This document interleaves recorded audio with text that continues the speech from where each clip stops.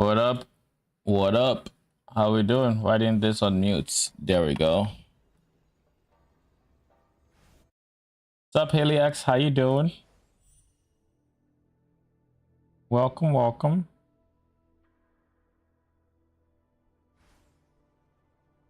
All right, time to get my farm on. I need to make monies, otherwise I'm not progressing in this game. I need to get to to profound and beyond. So we need to play. That being said, I still have no idea what I want to farm to what's it called?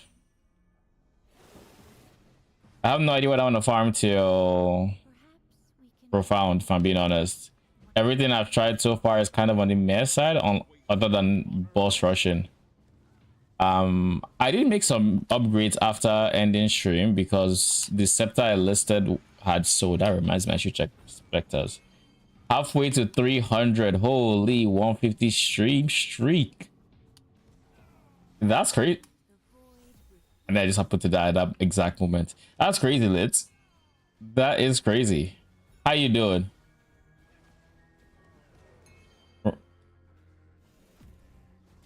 A few minutes from closing time for you right now, right? The last 15 minutes where you're just kind of watching the clock and not doing anything because you ain't finishing nothing today.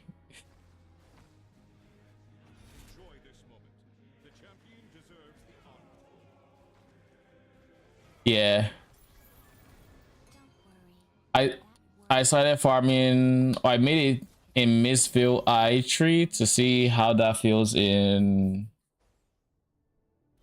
T8. So far, I don't know.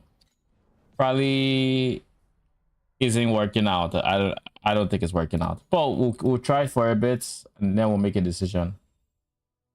So this did not sell, so we put it up for 750. Oh, nice, you sold. The scepter I put up yesterday that I got the T1 Terra sold at 750, so that was nice. Do mages count as minions in the counter gear? Yes, Magi's are minions. They are indeed minions. Let's see how far we can get in this.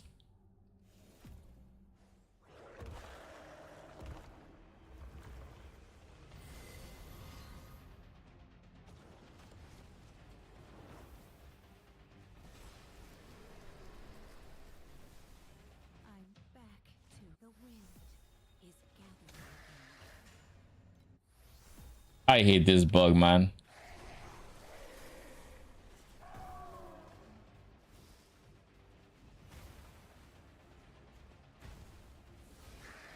Because there's no way those orbs on the left are intentional.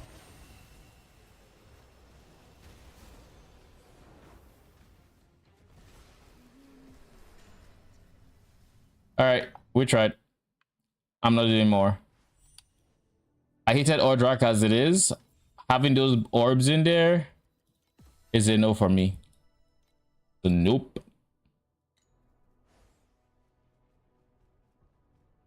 But that is some extra what's it called? Extra bound FE. No, tax voucher rather. So I will be using those. And in the meantime, let's buy some more Voidland beacons. 2.5.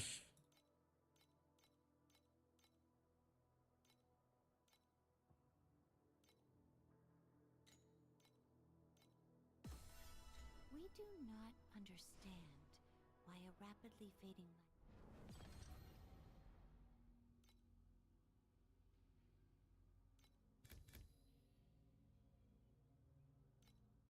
So we have a chance to duplicate the residence. Would be a decent time to use the purple compass.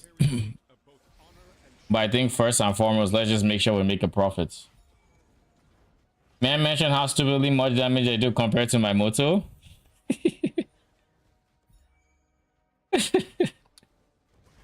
Yeah, Moto 1 is not is far from the strongest hero traits currently. Far from the strongest.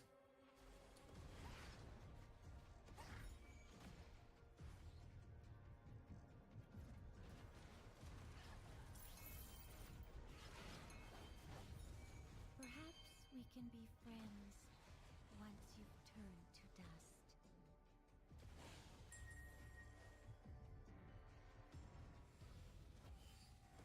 Enjoy this moment. The champion deserves.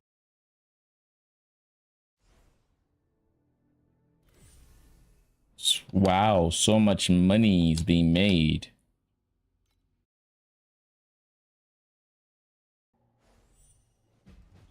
Conflicts carry the weight of both. At least the mages look cute. Yeah. I like the mages look. Go away. All traces. They also have some pretty good skins if you're interested in skins, but like if you're going to spend on the game, I don't recommend you go for cosmetics first. I think until you have like a decent like farming setup, don't spend money in this game on cosmetics. You know. What comes, it's not time. Okay, I'm just gonna to ignore that guy because like fuck that. Anyone that is sporting a giant lightning ball, I'm just going to ignore. Not exactly like electric balls to the face. Just, you know, it's not my cup of tea and all that. Deserves the honor.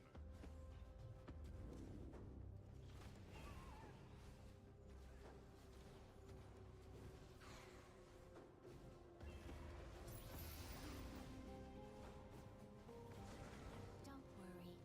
That world is not scary. I basically got nothing from this map. Long time of loneliness.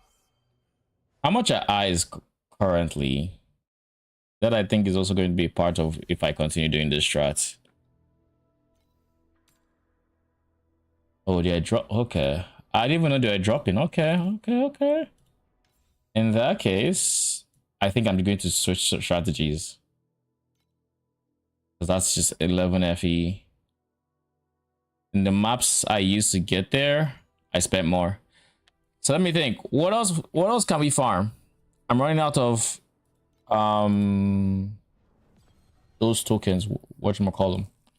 I would rather not go back to T7 boss rushing. But like I look here and it doesn't look like there's anything that's profitable. Well, scratch that. I don't know how Clockwork actually performs in Deep Space currently.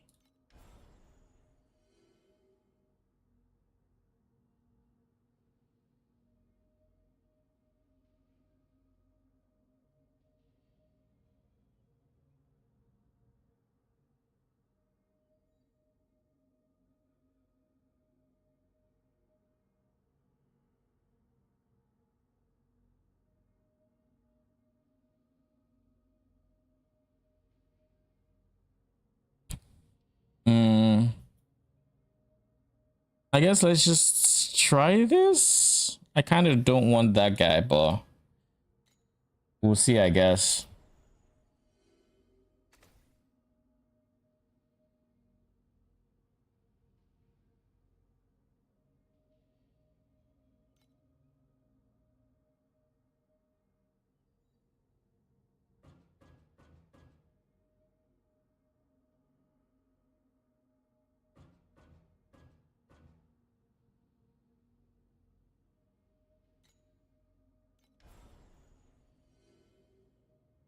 Um, let's check titrack.ninja to see what compasses are worth. I'm still down both DPS auras because of levels. By the way, I just can't humiliate. Yeah, I mean, yeah, Moto 1 is just not even. If you were Moto 2, you might have had a better time. But yeah. Mecha Might, Bountiful Elite, Collection Doll, Containment. So yeah, we're going to do containment, which is overwhelm.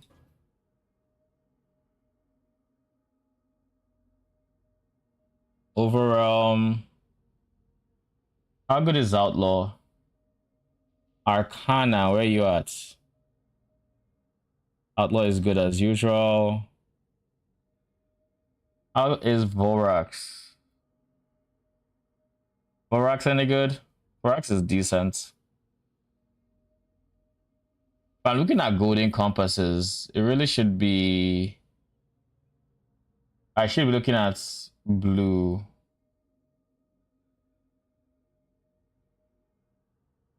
Vorax is good. Ecliptic is good. But I don't have access to Ecliptic. Treasure gods. I don't think we have access to treasure gods here, if I'm being honest. Yeah, I don't think we have access to that. I think I should go beacons as well. Anything that's good as blue and purple, really.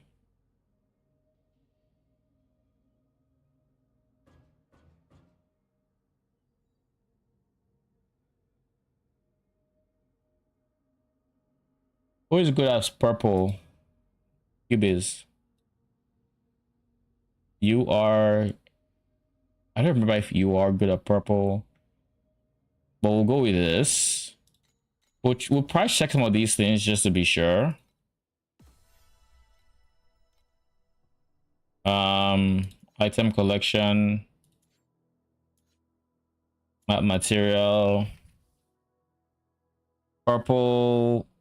What's a good purple example?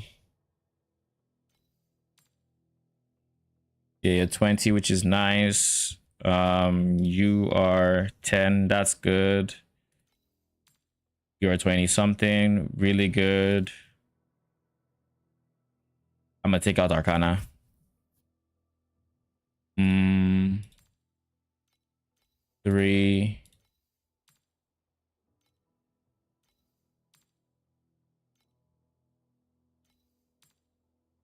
2.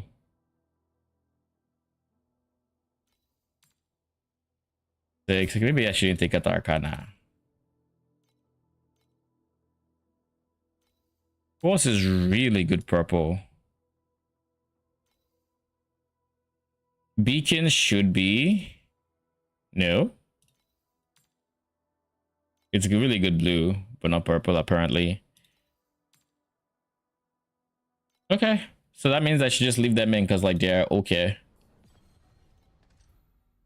Now, the actual hard part of this is going to be survivability. I'm sadly not a fan of suicide bombing minions. I mean, that's fair. Jesus, what is that damage? Okay, our next upgrades are probably going to have to be defensive, so we need to replace our belts. I need to price check what's. Ooh.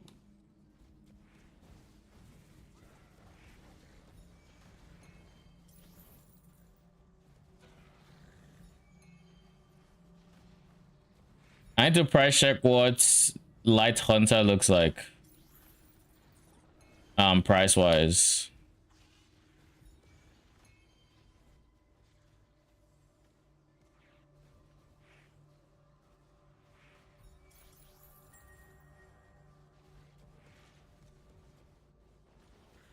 Enjoy this moment.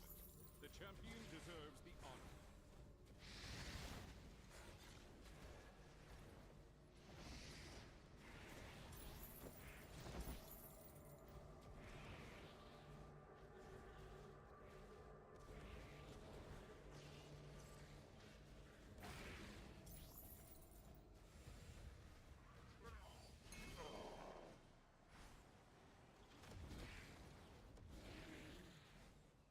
I hate those phantoms.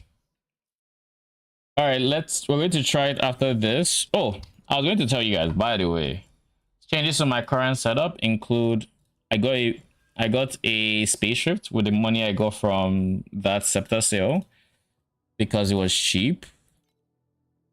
Still on the cheaper side for what spaceship typically is. And with that, I'm stacking as much cooldown recovery as I can. A lot of cooldown recovery, trying to get that and an extra modifier if possible. This one I couldn't really get a second one that had like plus level, so that was unfortunate. But the idea is just get as much cooldown as we can fit into the build. All right, we're just going to refresh this because at this point we're just bleeding beacons and like wasting currency.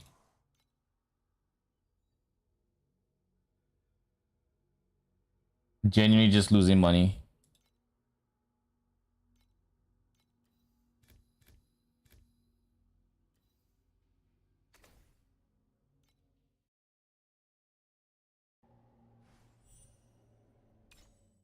Welcome to the Clockwork Ballet.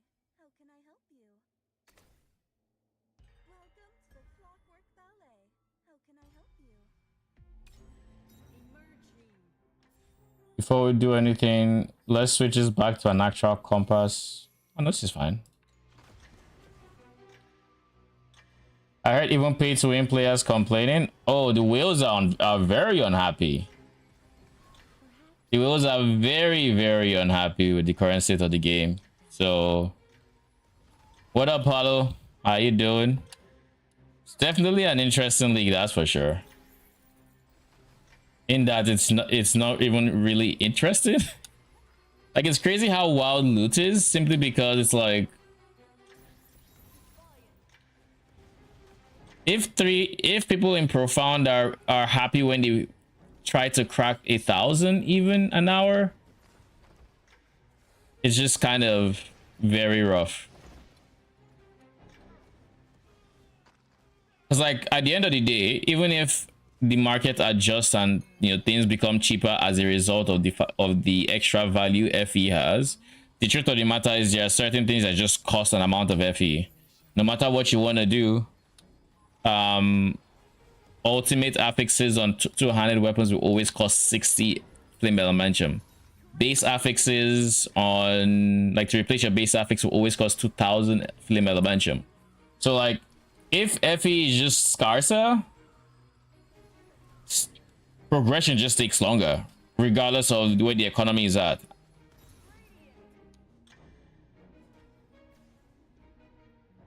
We have an invis clockwork enemy there. I don't think it affected. I don't think it prevented anything.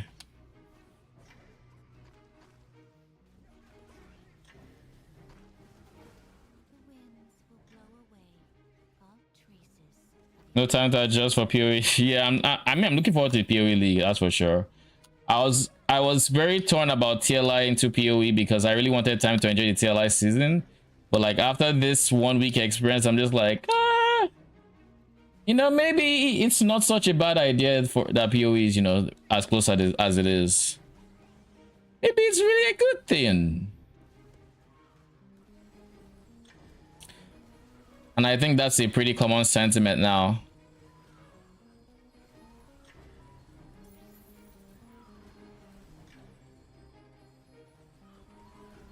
But yeah, it's crazy just what they did to farming.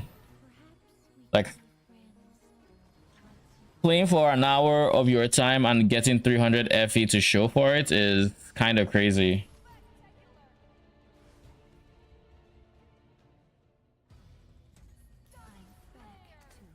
My guy. I mean, 10 FE is 10 FE, I'll take it. Because can you explain to me how you're killing me the moment I have turned it in? Like, you should just stop existing at that point.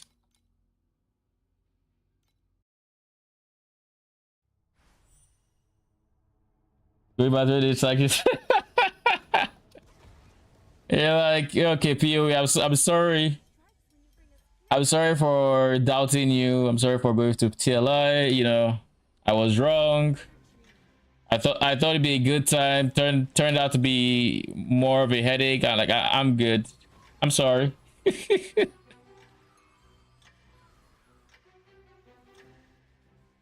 Oh wow, you are so fucking far. I'm not coming back here. Just get that.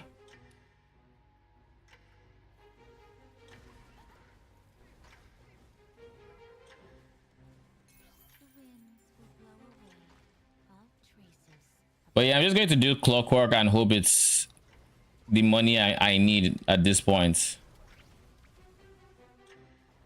Because at the end of the day, I still have Alice, I still have Doro, so surely they can multiply 0 to give me non-zero. They can pull up a mathematical impossibility. Surely.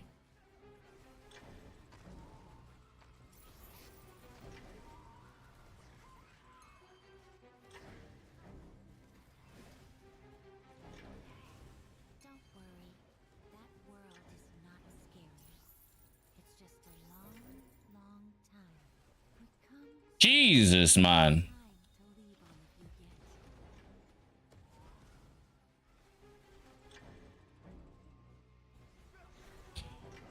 These fucking assassins. In this game, the moment you stop moving, you're fucked.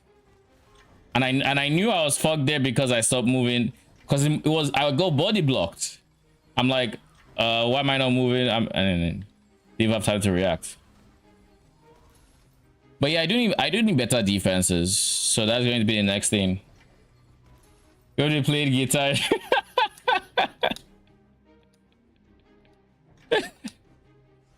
Mark looking outside the window, wondering what the fuck is going on.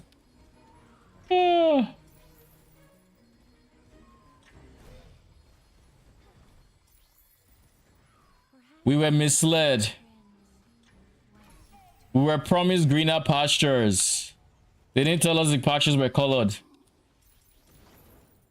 with zero grass whatsoever.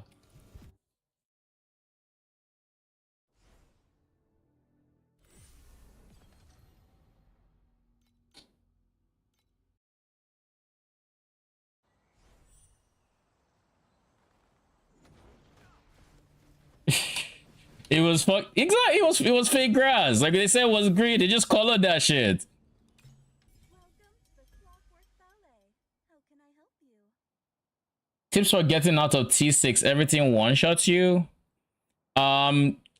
What kind of gear you wearing? At that point, you should have some T4 armor. So your stuff like your chest piece, your gloves, your helmet should probably all be T4. Your boots should be T4.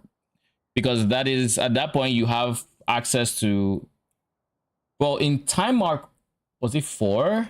You have access to gear that uses crafting currency you're not going to be able to use again. So on time mark 4 specifically, you want to make sure you get some bases that you can use to swap into res. So like rare helmets, rare body, rare, and of course afterwards you still can do the same thing with what's it called? Precious embers. It's just before then it uses 5 embers, and if you have a stack of 5 embers, that's just free power waiting for you.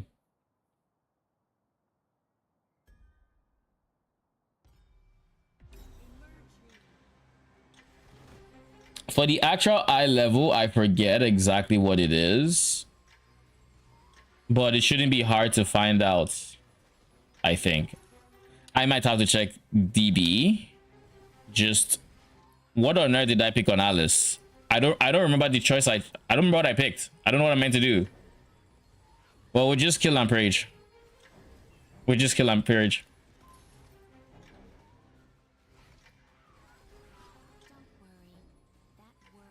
But yeah, thing I recommend the most is that, as well as what are you using in terms of rings and belts? At that point, I was still using like Desire Survive. I'm getting killed by invisible enemies? Bro. Okay. Okay, buddy. Fair, I guess. So that one is bugged and cost me a purple. Love to see it, I guess. But yeah, apparently invisible clockwork enemies are a problematic bug this season. More bugs.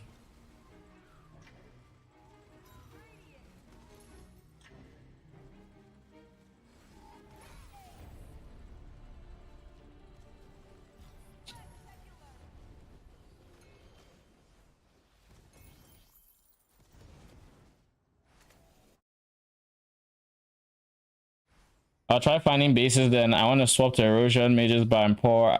I need at least 20 FE for that, and I'm let me think. What let me show you some uniques you could look into. My creations. After I was done with campaign, I was using this as a setup. As of when I was in like T4, I still had this because it has some extra defenses, but I was actively looking for a helmet to replace with. I was using this and I was using these two. These three, I would say, are the best defensive boosts you will have. Two Born in Fire rings if you don't have them, and the Desire of Survival. This is your what's it called? You should be using these. And eventually you drop Desire of Survival for rejuvenation on this guy. So you get a chest when you hit maps. You should have it. The chest has a choice between two gems. You either go precise motionless or you go precise rejuvenation, or activation medium rejuvenation rather. You want to pick rejuvenation, which procs the skill when your health is lower than 50%, and you use it on life tonic. That is ideally what you want to do, so that at least you will have an oh shit button, or you have an oh shit response when you take big damage, or you just take bursty damage but it doesn't kill you, and then you pair that with instant restoration. That should also help you.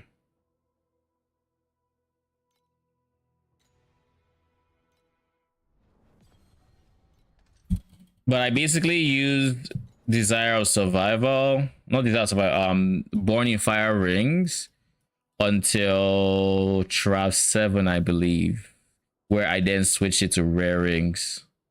So until I started getting like good base rare rings, I was still using them because it's a lot of life. You're still gonna get like, the way TLI's progression works is you're always going to, not always, but you're going to be squishy for the most part. You're going to build a lot of damage to clear the content, farm better stuff, and then you might drop some of that damage for defenses later on. That is typically... Ooh.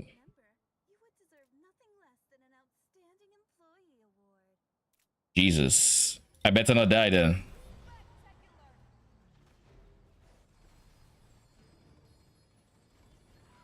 We're going to do our best to not die, but odds are we're gonna die.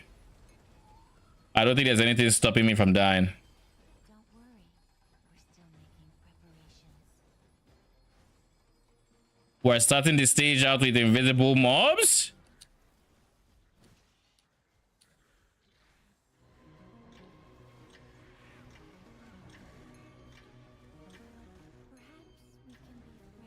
Yeah.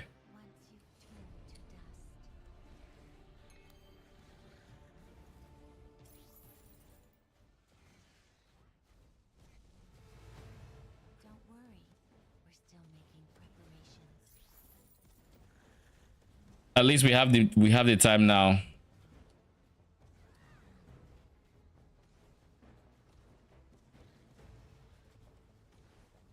I'm gonna leave that rare alone because it obviously doesn't want to get fight. Don't worry, that world is not scary. It's just a long, long time of loneliness. Oh! Jesus. That was scary.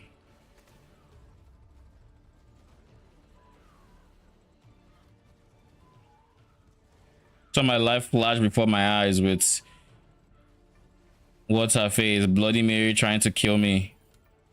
Don't worry, we're still making preparations. Perhaps we can be friends once you've turned to dust. There's an invis mob here.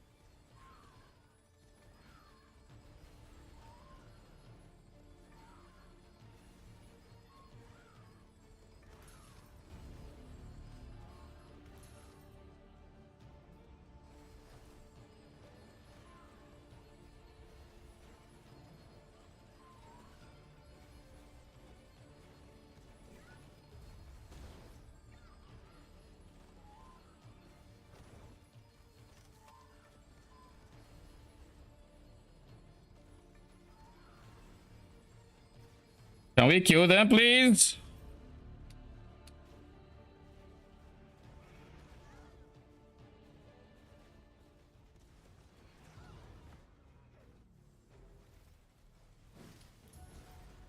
Perhaps we can be friends once you've turned to dust. I am not taking chances, my guy. I didn't think I was going to kill that purple cogwheel in time, so I'm just like, yo, we dip.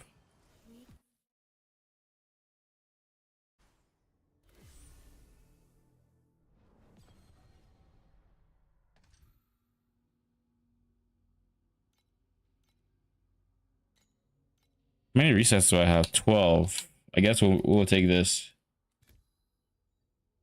All right. I keep saying I'll check, and I haven't, so I'm gonna just check here, because otherwise I'll forget. Trinkets, belt, light hunter. Holy, it's 900. Okay, so that's not happening anytime soon. Welcome to the Clockwork Ballet. How can I help you? Welcome to the Clockwork Ballet. How can I help you? Emerging.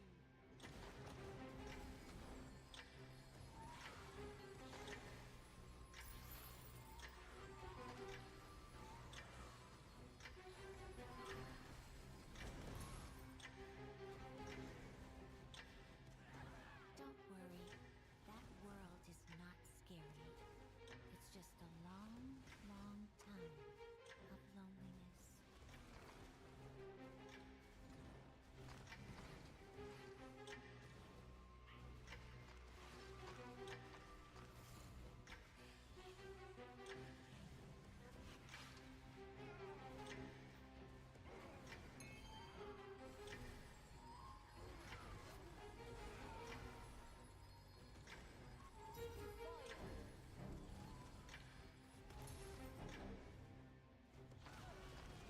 Perhaps we can be friends once you've turned to dust.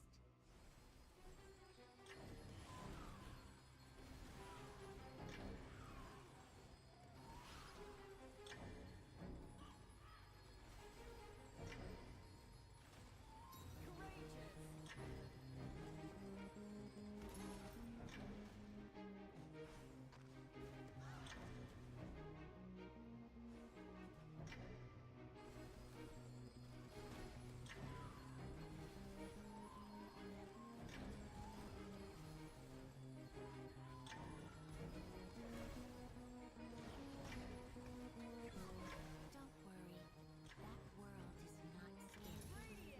It's just a long, long time of loneliness.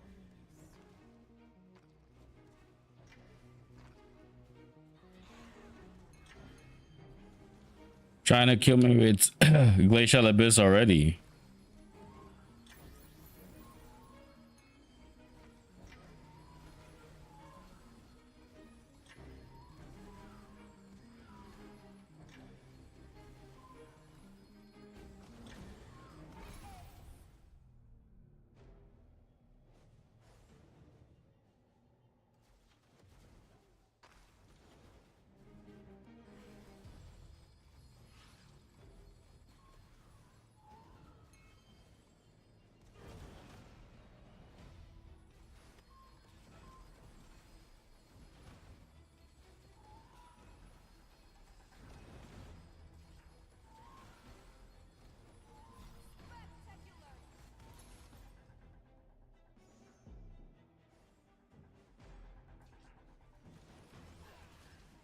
Perhaps we can be Now we just run to get this done turned to dust. and kill you while we wait. We've witnessed many final moments like that. Some were our friends. But that was unfortunate. I had a golden compass. How does a golden compass just turn to nothing? Okay. I guess, okay. What else can I say?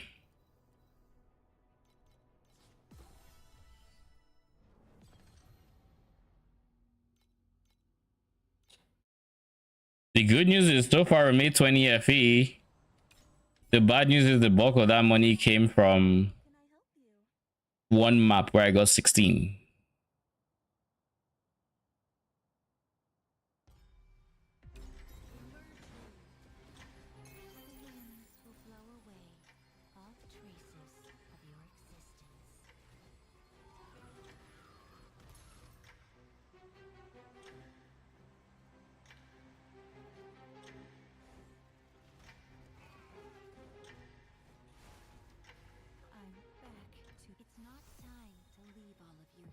Okay.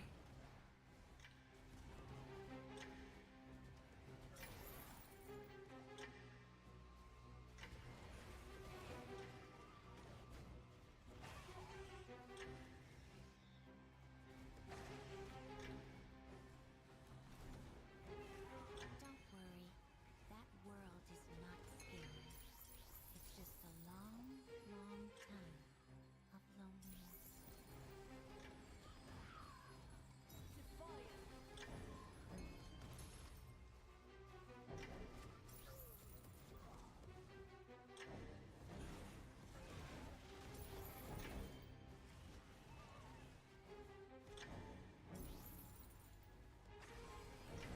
We're just going to play this map very slow.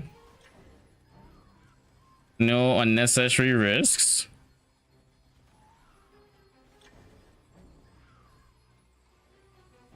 Where do y'all keep going? Just focus on the cogwheel.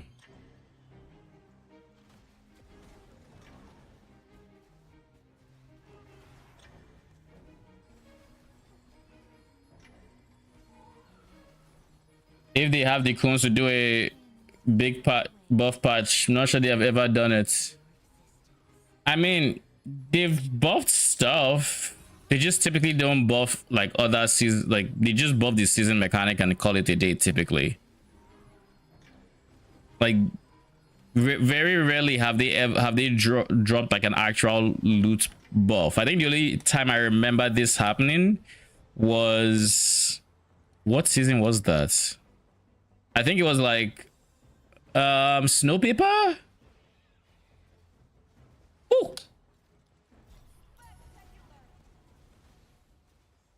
I think it was snow paper. Another gold compass map, and I just got it's to some total of 2 FE. Scratch that, 1.96 FE. There was a golden compass in that map. Like, it's not looking good. It's not like I'm dropping compasses and they're just not worth anything. I'm just not dropping compasses, period. Like, what the fuck? Like, actually, what the fuck? Like, I'd be fine if I was dropping blue compasses even. But like nothing? Flame sand? Yeah, at least I have a lot of flame sand, I guess. We do not understand why a rapidly fading life should dream every day. Like, if I'm going to be making 2 FE per map, I might as well just go boss rush. Like, genuinely. Resonance alone will pay for, will earn me more money.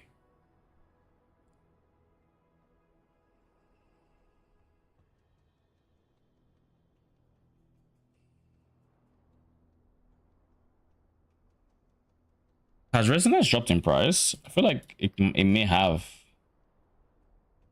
It might have dropped in price.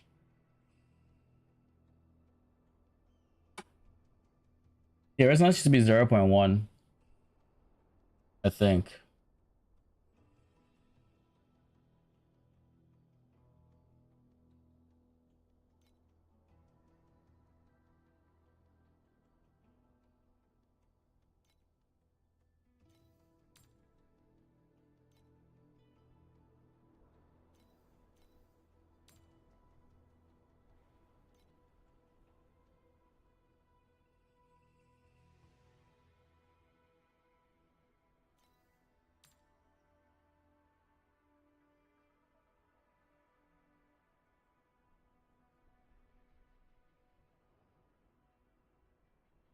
Like at this point, I'm thinking, yeah, it might just be worth to go back to boss rush, and that's such an annoying feeling.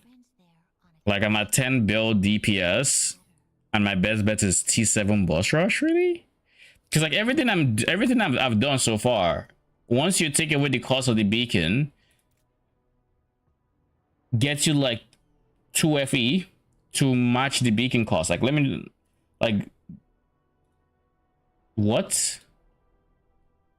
Like this map did well, and then 0.2, 1.7. This one I dropped what? An overramp compass and 4 raw FE. That wasn't from Clockwork, by the way. This was 0.9, so this is 1.96. So the average map just feels like it's kind of just rough. I've gotten 2 gold compasses now, and both times I got flame sand for my trouble. And these maps are taking me how long? 3 minutes? 3 minutes for 0 point something. I could make that in 20 seconds in doing T7 boss rush. Like the fuck?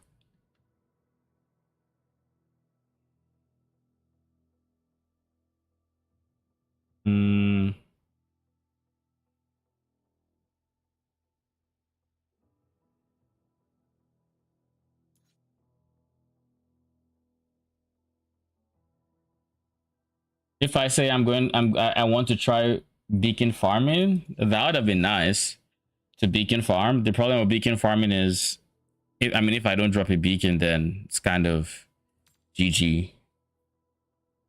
And didn't they nerf beacon farming this season?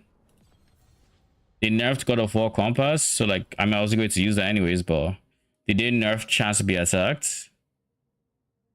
This is 13, this is 3, 6, so that is already 19, and then 22.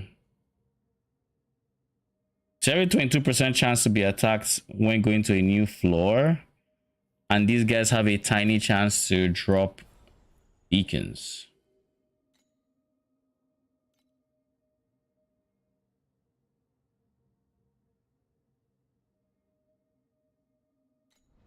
The for beacon farm specifically, they hit the golden compass. So this used to be a 50%, was it 50% chance to be attacked? Now it's down to 25% chance.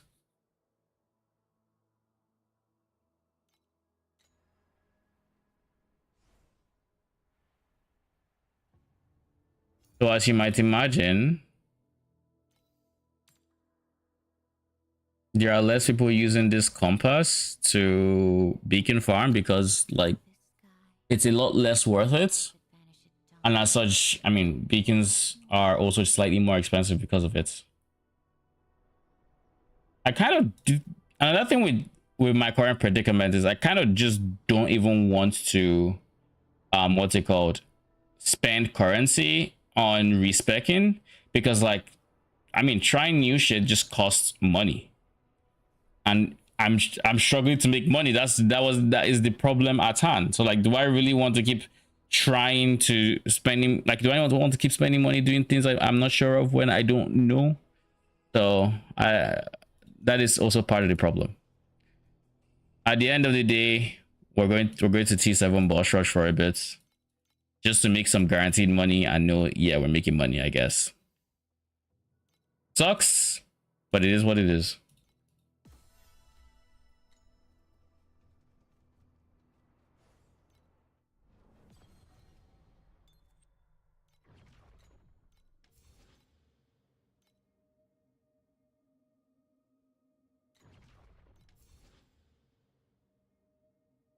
I have more points to work with.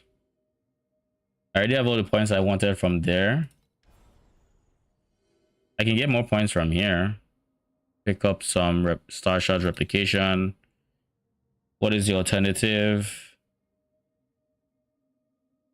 Not you. What about God of War chance?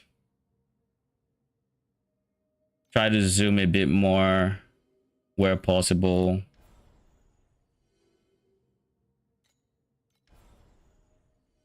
Eight points gets me to here, which I don't think is even half chance to get God of War, but still better than nothing, I guess.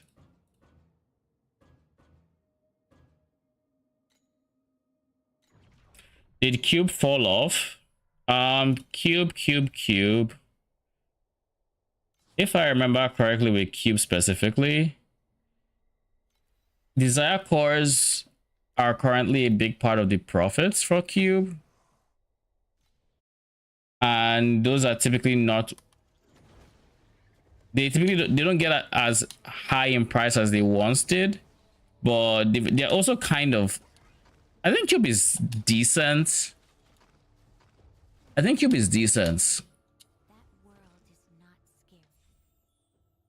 I'll switch you for pirates.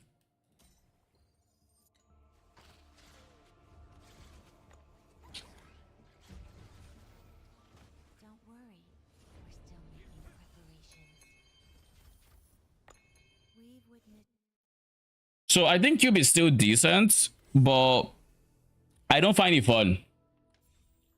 The reason I don't find cube fun is because, at least let me rephrase it. I find cube fun. I don't find compassless cube fun. Reason being is you don't get that many desire crystals when you don't use a compass, and it's not fun to roll 5 times, get like purple and blue wedges that come out of your map. Like I don't find that fun.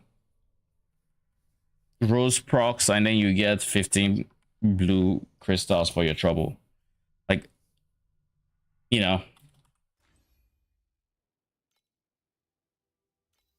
that is the problem I have with it, at least.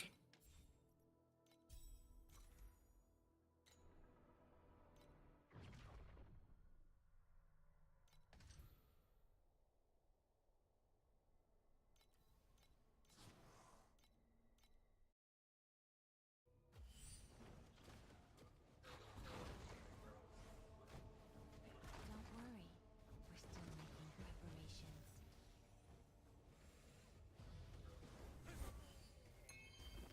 We've witnessed. Same amount of profit I was making from Clockwork, by the way, but in seconds instead.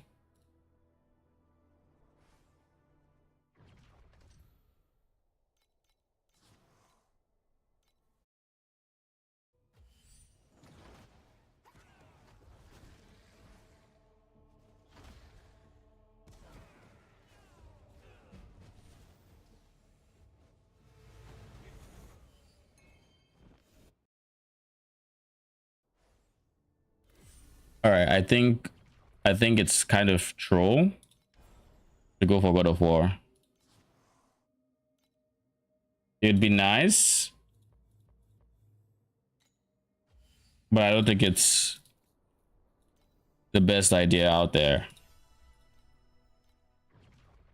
So we're gonna take out God of War. I'm going to use those 8 points elsewhere, specifically here. And if I had to say what I wanted, how much are the things I get there? So Elixir of Oblivion is almost 0.2, so that is actually worth a decent amount. Then you have access to energy cores, which are 0.07. Is it like to drop a stack though? Because if it's like a stack or something.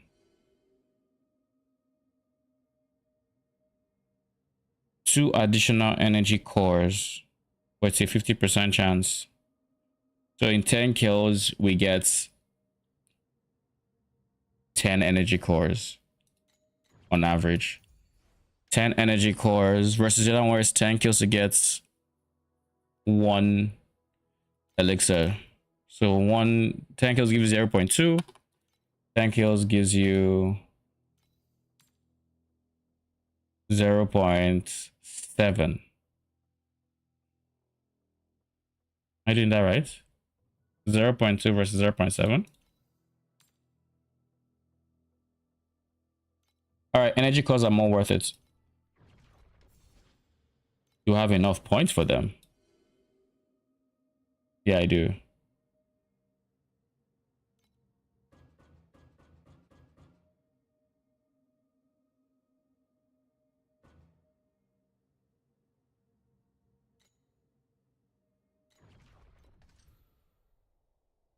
What up, Shooty? How you doing? Welcome, welcome.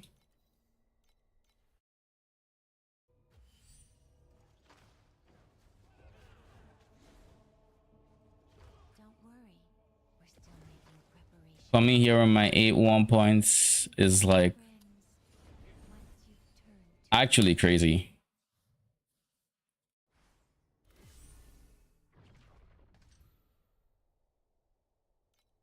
But yeah, it's the best money we have, the most consistent too. It's crazy. It's like T8 is in such a bad spot that it just doesn't make sense to farm it. At least nothing I've had has been worth. There's a boss somewhere that's using its abilities. Some are enemies. Got a quest, Crow's Will. Do I know how to get Crow's Will? Remind me what Crow's Will gives again. I suspect if you run cube, you get a good amount of it, but the quests typically say obtain. So being seen as they literally say obtain, if you buy it from the shop, that counts for most of the card quests. Portent Moon, Crow's Will, so you can just buy it Like that. and that would count. Some are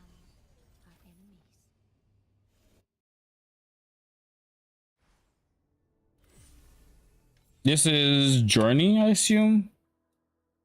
Actually, no, it wouldn't be Journey. It would be what's it called? Loot. Yeah, this one. Obtain one Crow's Will. It is FE. Secrets of this Glacial Abyss. But this is the reward. Never mind. I feel like I should have Crow's Will. We have many friends. Oh, Ultimate Embers. It's enough.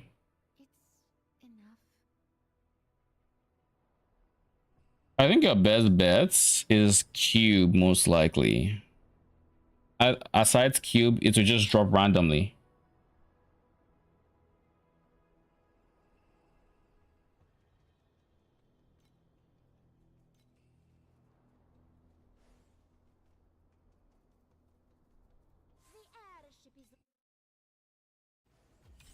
If you haven't RNG dropped it so far, then Cube is probably the best bet.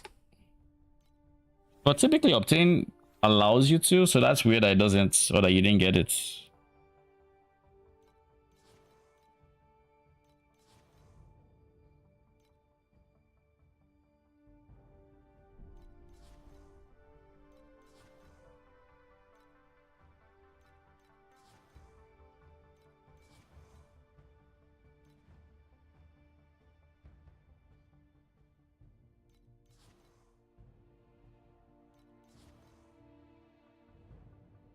So that's Sand Island 6, which is fine.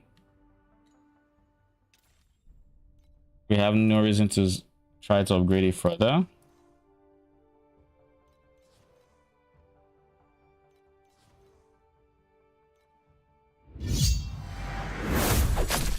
Thank you for the follow. Appreciate it. Ooh. Ooh.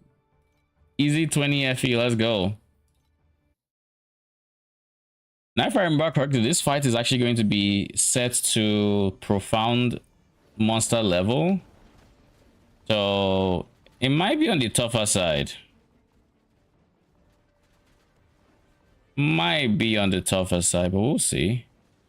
It is on the tougher side. Holy, what the fuck is this health? These aren't even the bosses, the fuck? Yeah, those bosses are going to take forever. Hopefully the loot matches, but god damn, I'm in for something.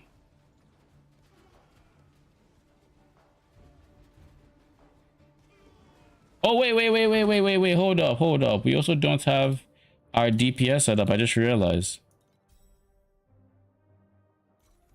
Missing out on some damage at least. You are not so much damage to be honest, but I'm gonna switch and we see. How do I get into Cube? For Cube, it is the gameplay where there are a bunch of red dots all over your map and there's like a red crystal on the top right. Basically, you kill those red mobs and it will give you those crystals. Then once you kill the map boss, you use those crystals to roll the cube and it gives you random rewards. One of those rewards can be a Crow's Will.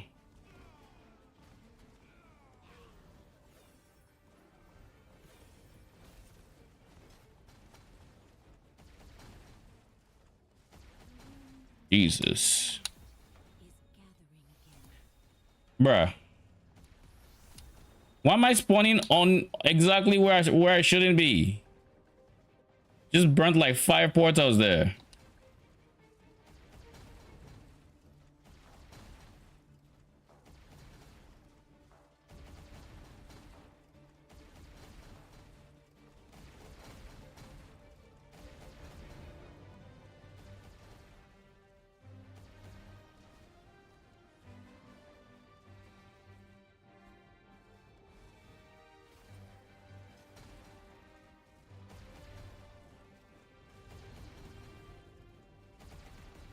Jesus. The fucking horror game at this point.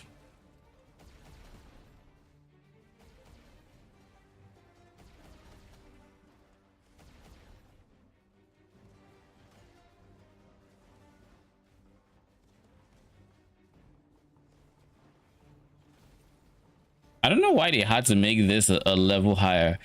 I typically wouldn't complain if I was like proper profound, or not even profound level, but like if I had like 30 bill, this would be much smoother to kill profound level health enemies, but nah, shit is.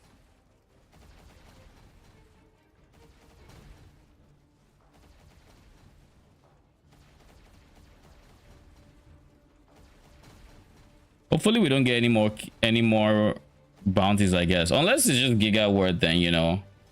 We take the L, we take the time L, and then we farm it at least.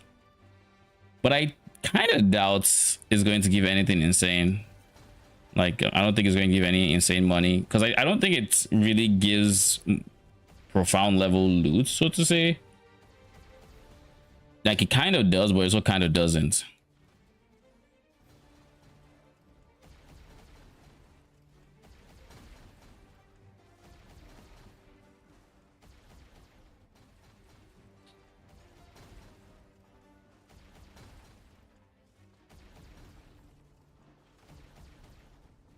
You know, if they just stacked up, my damage would be a whole lot better. You know, don't feel like conveniently stacking up for me, so we can deal damage all 3 of you simultaneously. Not even a little bit. Okay, we're not staying there. All right, one is almost dead. Well, they're all almost dead.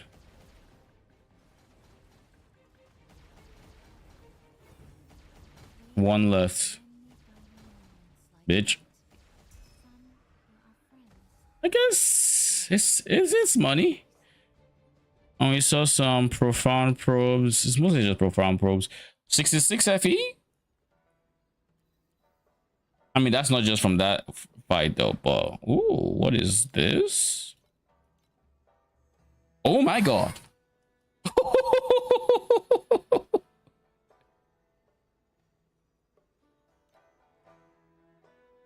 Holy.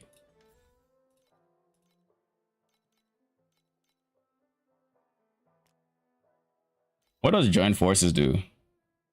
Oh, it's this guy. Okay. Now if that duplicated, we'd have been eating good. We still are eating good, to be fair. Okay. I can't complain. If it's 60, how much is the main drop from like the R66? We got a flourishing profound probe, which is, we got 6 of them, which gave me 21 FE and then 34 FE raw. Yeah, I guess it was worth the time. At least there's nothing else in the game that'll give me that much, so you know, can't complain too much. Yeah, we'll take it. It is what it is. It's like 8 minutes well spent.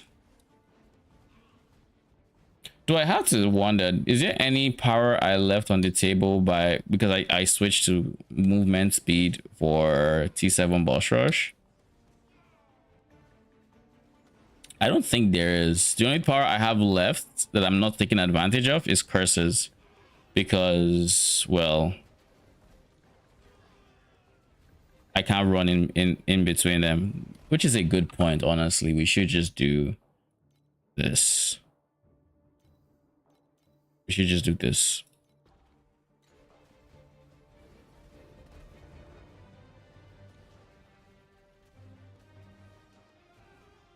Like, no reason to not have curses just because I can't stay beside them.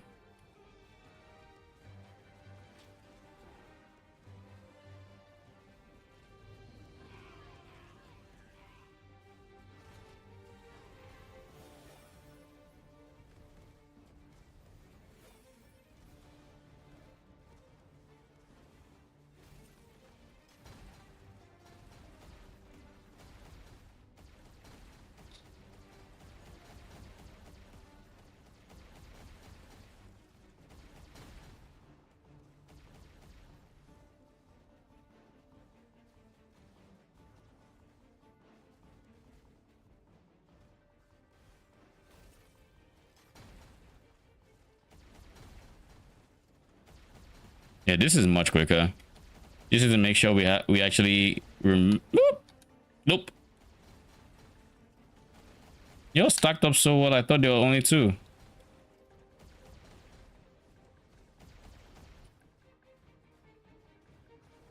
Just need to make sure whoever we're hitting is cursed.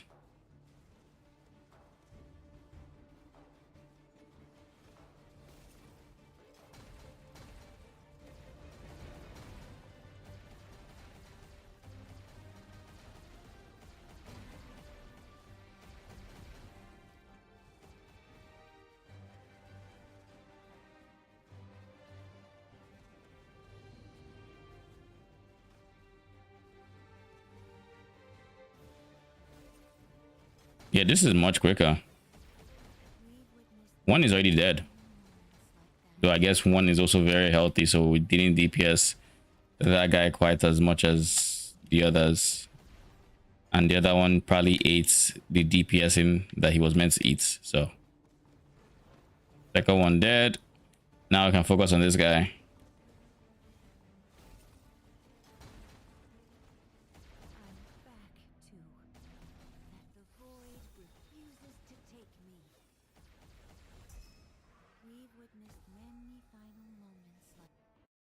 They can't all be winners, I guess. 4 FE for that time. Not quite worth, but what more can we do? Ooh. I don't. Ooh, one more.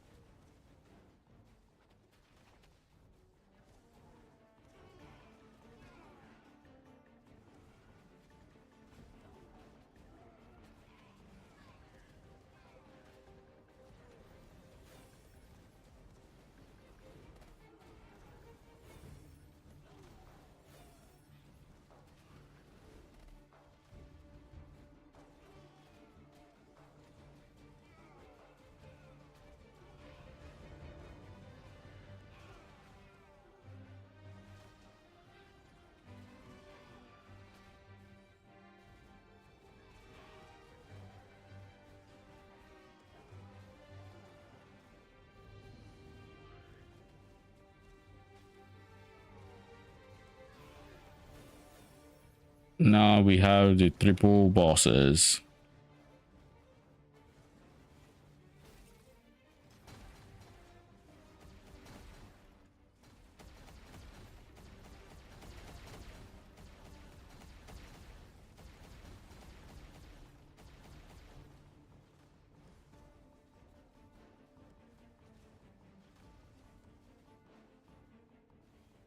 Spell burst active works on Yuga 1 clones. I'm not entirely sure. I don't know much about Yuga, but I think there is a. I feel like I remember there being like a magnificent or like a snow paper gem that made it so you could or something like that.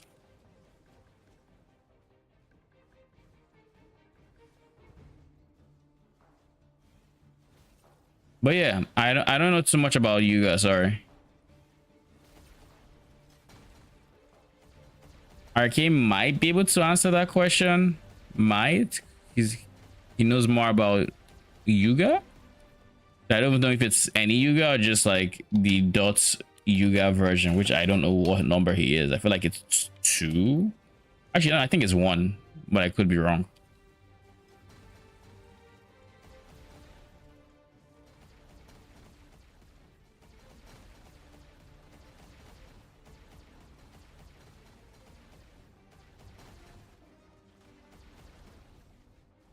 Okay, let's not take that damage for free.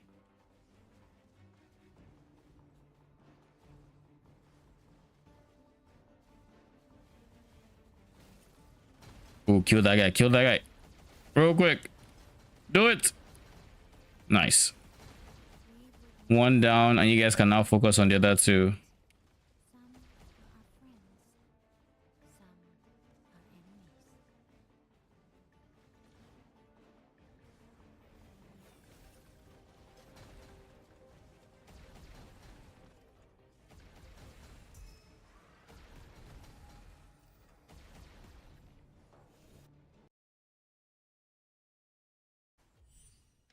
That was long.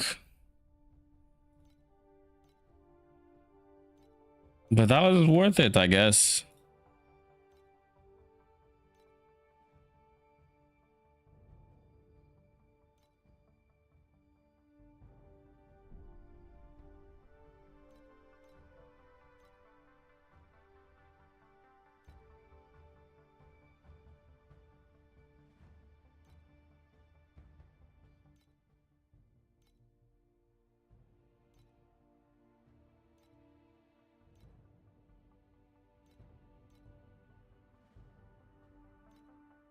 Okay.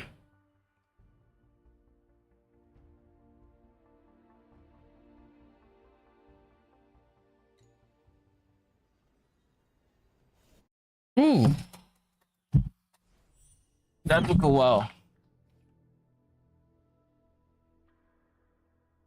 What are we missing now? To go back to what we were doing. MS here. Then switching you to this one.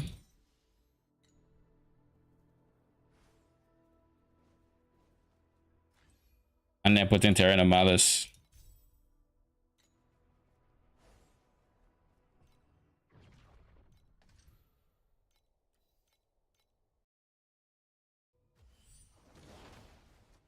Don't worry, that world is not scary.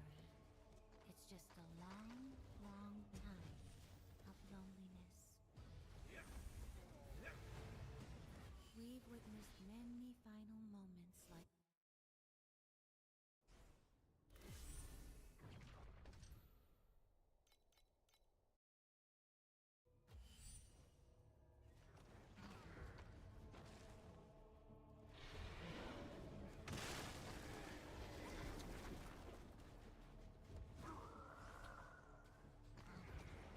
The bright side is we're going to come out of this with a lot of embers.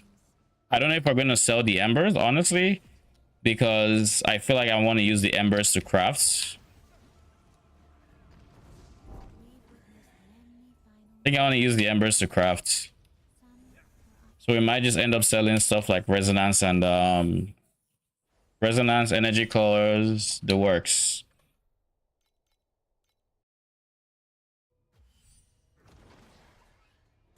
Oh, we see where 2 bosses are. the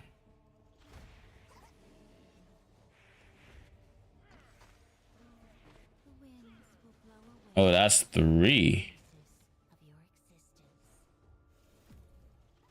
We've witnessed many Surely the last one is going to be up here. So, ooh, actually was up here.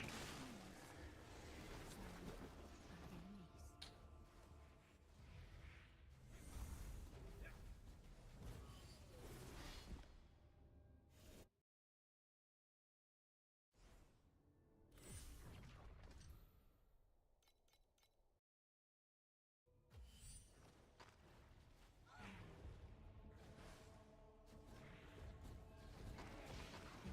Don't worry, that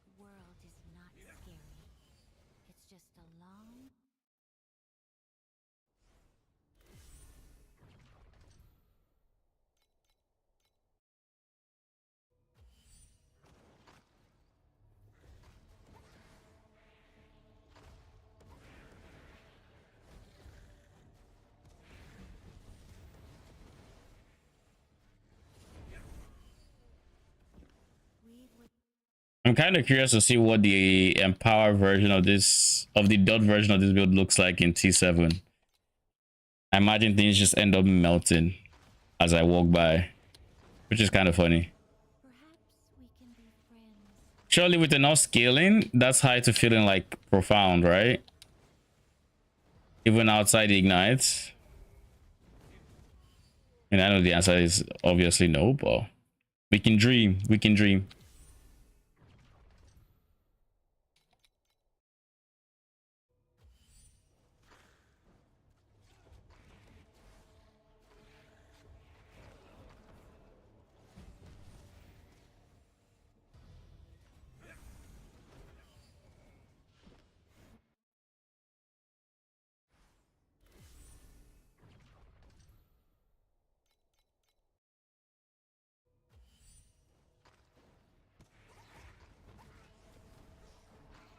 Don't worry, don't worry. We're still making preparations.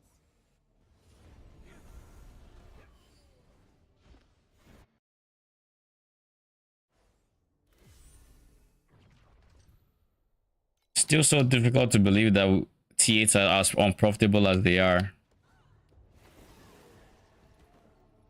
It is what it is, though. It's the state of the game. Alas.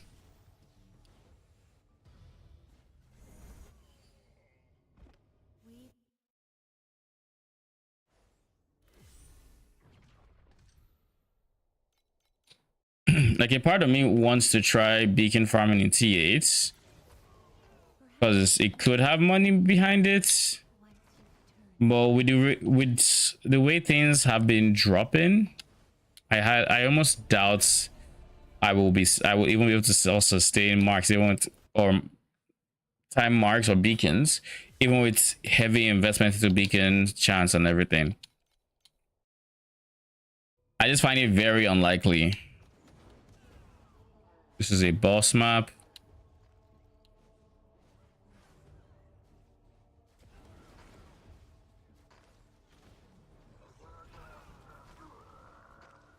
We've witnessed many final moments like that.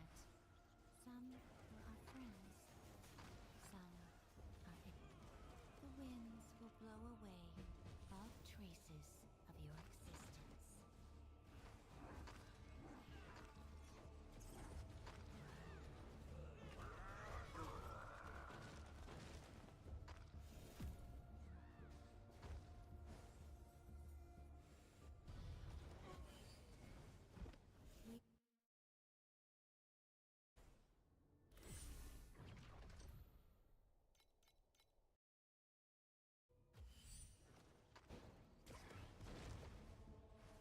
Say boss map. Also, 5 FE last map is kind of impressive. Now, granted, it was not a quick in and out map, but nevertheless, it's probably very largely due to the number of points I have and like the items I'm just dropping in general. We've witnessed many final moments like that. Some were our friends, some are enemies.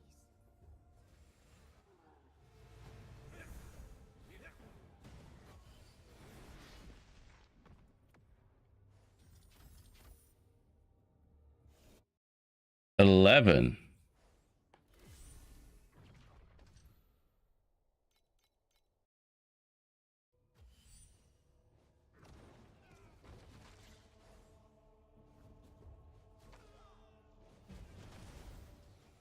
Don't worry, we're still making preparations. We've witnessed many final moments like that. Why was that guy alive for so long? The fuck?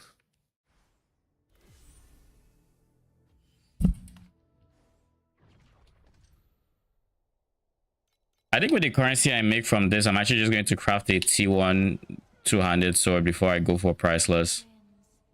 Friends, once you've turned to dust. I would have gone straight priceless. Oh, this is a boss map. We've We've witnessed many final moments like that. Some were our friends. But I would like to I would like my priceless weapon to be part of an ignite swap. So whatever it is going to be, it's going to be a big commit into the ignite version of this build.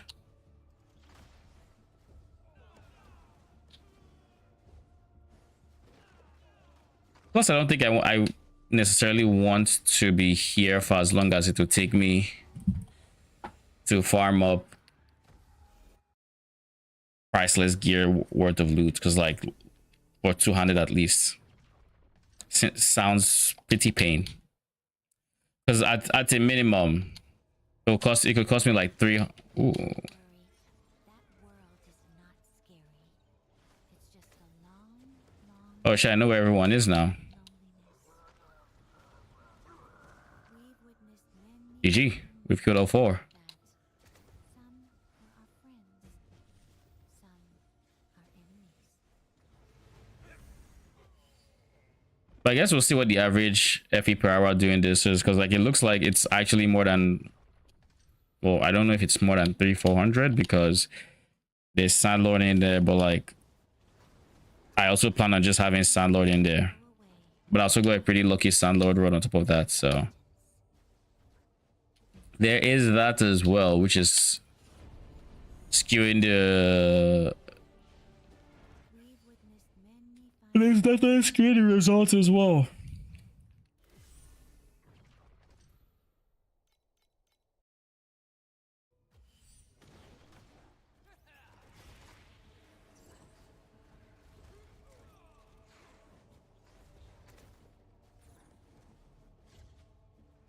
So that's a boss fight. Perhaps we can be friends once you've Yeah, I don't think I want to T1 ignite swap yet. Because like a T1 ignite swap or priceless ignite swap. some our enemies. Well, I don't know what my single target will look like, but every single time I've tried ignites, it's been worse because of the limitations around ignite versus on hits. So I guess now I technically have space rifts. I could go for a bit more in the way of affliction effect versus ultimate CD. That would help me.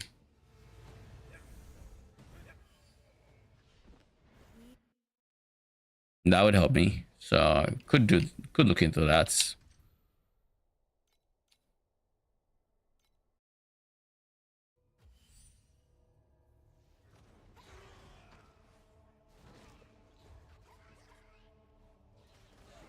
Don't worry, that world is not scary. It's just a long, long time of loneliness.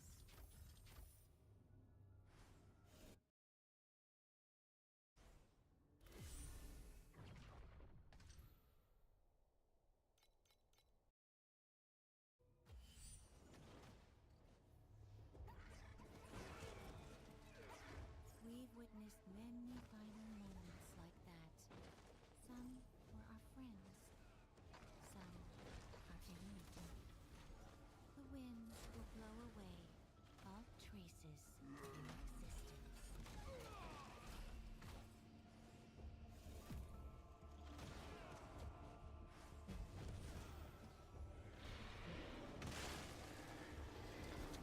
I think that might be all. I think that is all. Yeah, it was. Don't worry, we're still making preparations. We've witnessed many. So yeah, that is the big why I'm a bit hesitant to just go straight into 200 sword, because I have no idea how it's going to perform. So far I don't think there's any modifiers on the 200 weapon that should equate to me, what's it called, to a bug. I don't think there should be. But like, you really never know in this game. You really just never know.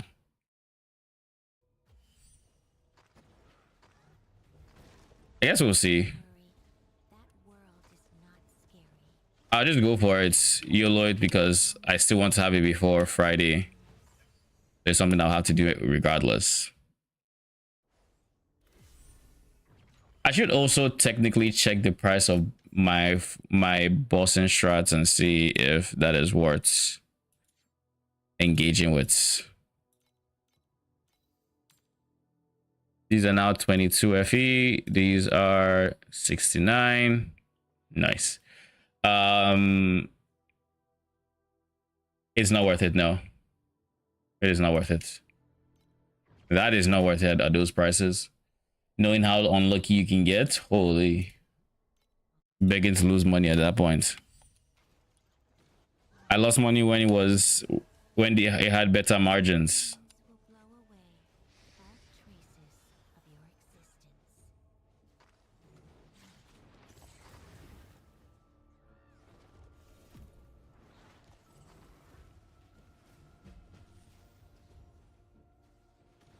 Did I see a boss, or am I just running around for the love of the game?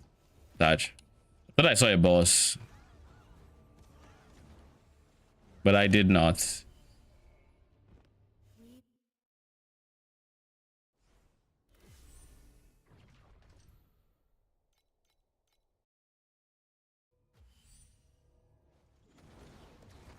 Don't worry, that world is not scary. It's just a don't worry, we're still making preparations.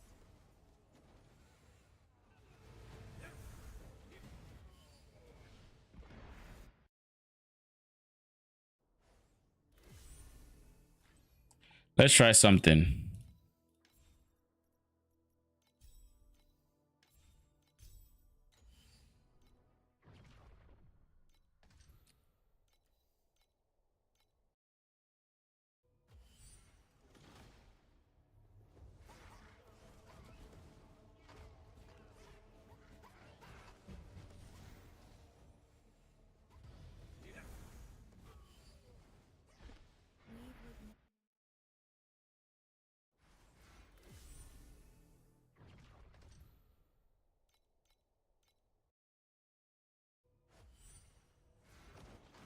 Ooh. That's one. Number 2. 3. We see where everyone is. And this guy's number 4. Will blow away all traces of your existence. We've witnessed many final moments like that. Some were our friends, some our enemies.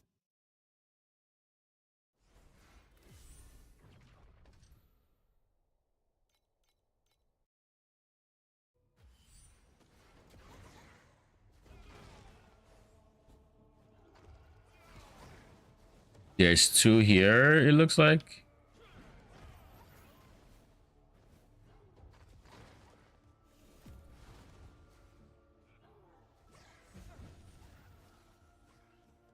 We've witnessed many final moments like that.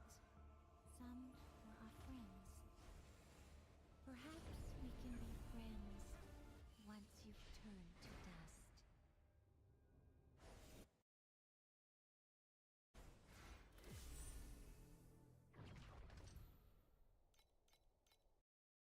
We already have much higher netherrealm resonance than we started with.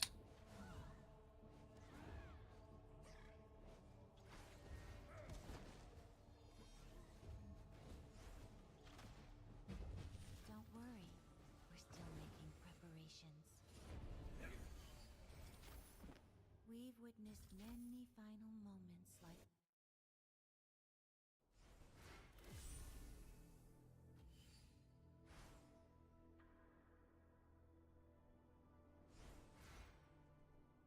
Give me a quick second.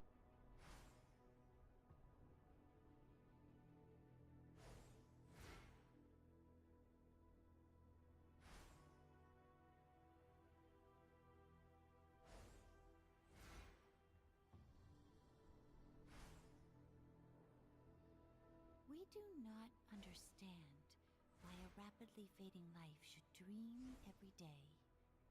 I've had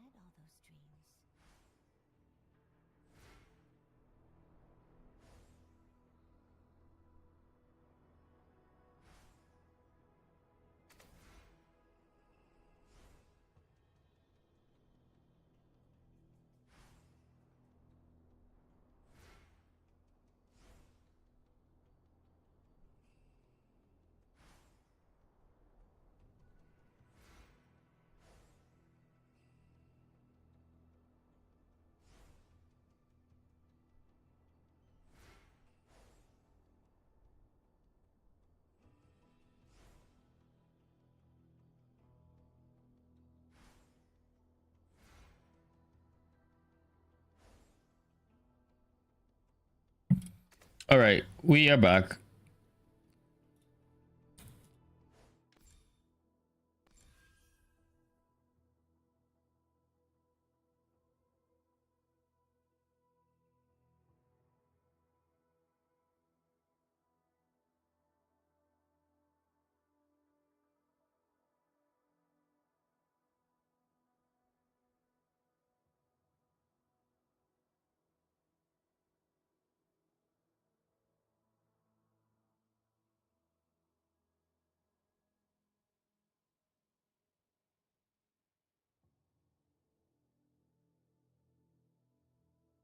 So if I wanted to fit in Nether King's buff, the one that increases effect, what can I realistically do on this setup without trolling?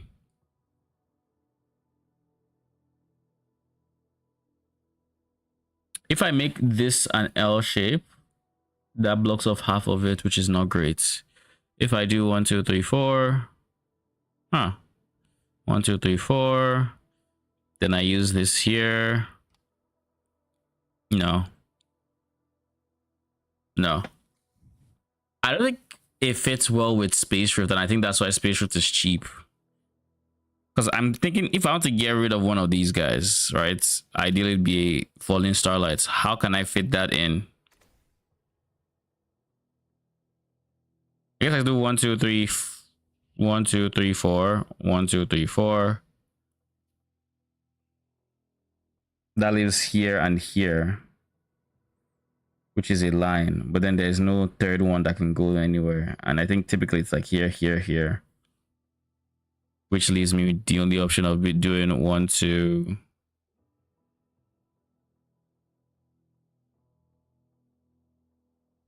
I guess I could do 1, 2. Like I could do Falling Starlight, Falling Starlight, Falling Starlights, or but then there's nothing here and this one doesn't benefit, so Starlight, Starlight.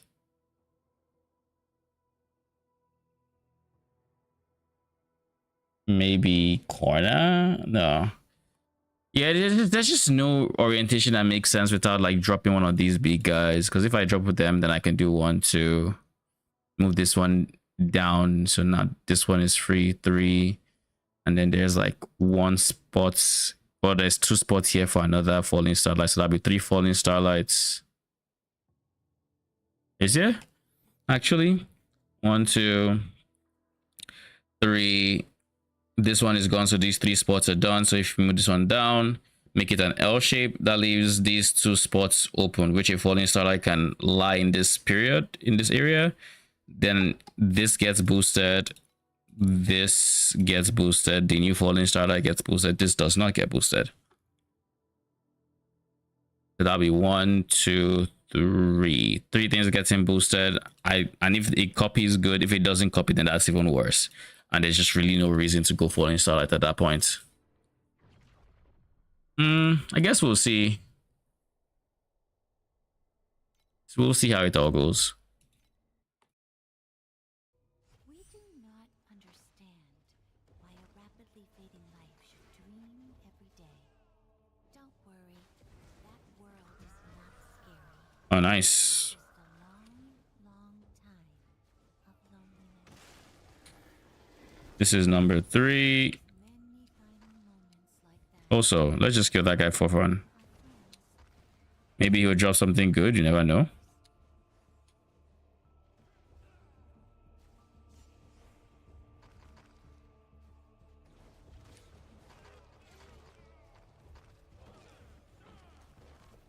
Where is... Don't worry, we're still making preparations. Maybe he's in here. Oh, he actually is in here. We've witnessed many final moments like that. Some were our friends.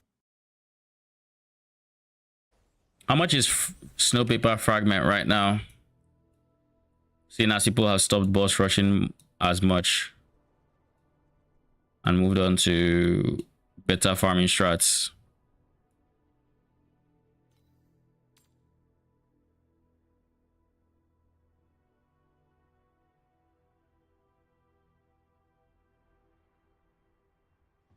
$70 FE. Really?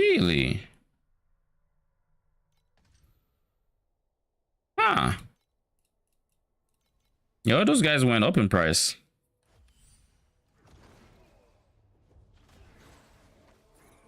The winds will blow away all traces of your existence. We've witnessed many final moments like that. Some were our friends, some our enemies.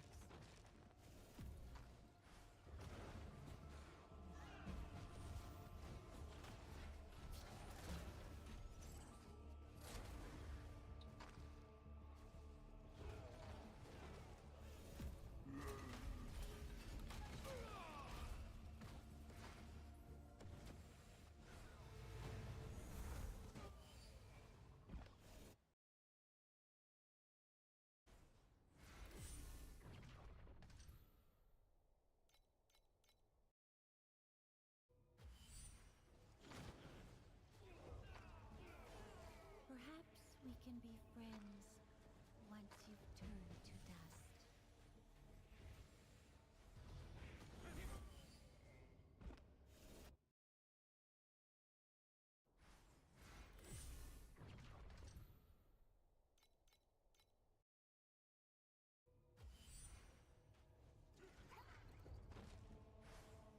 Don't worry, we're still making preparations.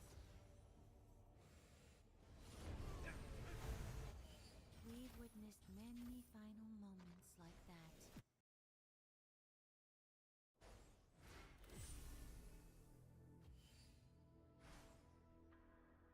Yeah, we have 42 effing snow paper fragments. Holy. Look at the chart on snow paper, the way it just shut up. It is actually crazy how much money this is now. Like, actually.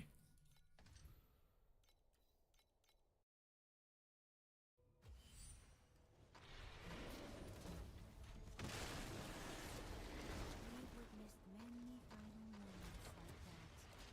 Some were our friends. Don't worry, that world is not scary. It's just a long, long That's 2. loneliness.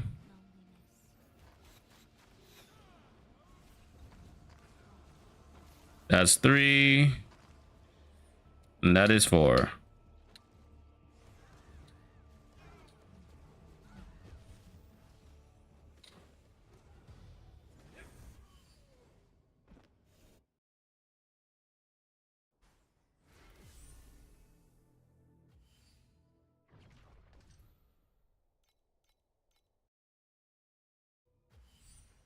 We will go inside.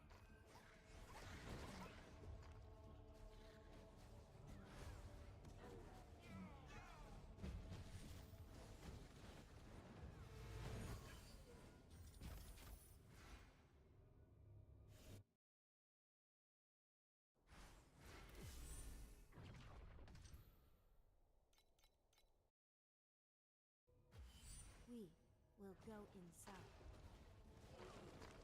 Did I see the... what's it called? The PoE teaser for the day? All traces of your I feel like I did, but I don't remember what it was. Huh. Let me recheck. Because I'm pretty sure I did. I just don't remember what it was. Oh, it was patch note updates. And then item filters. I don't think item filter is going to tell me anything too insane. But let's see. Vestigial. True false. New item, Scrying Orb, Karui Enshrouding Crystal. We have many friends. 1, 2. It's What do I do cards for again? League mechanic related modifiers, I think.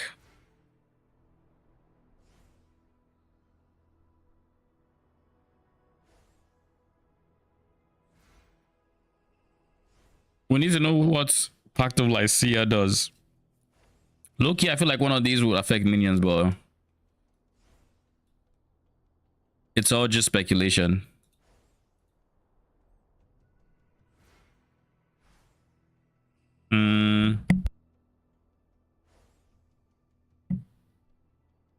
Zorat's Eye of Malevolence Authorities. This is the new boss, I think.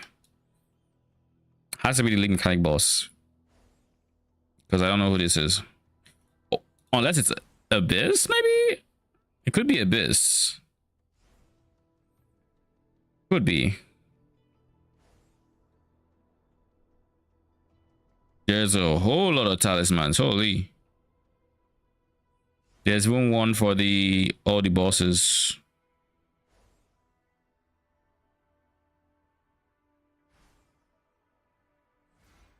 There's basically a talisman for what looks like every beast. There's Lynx. There's what's it called? Carrion Queen, Rex Matriarch, or Rex, Vulture.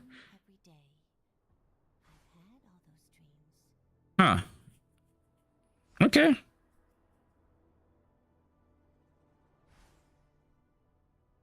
Pearls Before Swine. Energy Sword and Divine Shard. They're renamed items. It's Divine Bargain.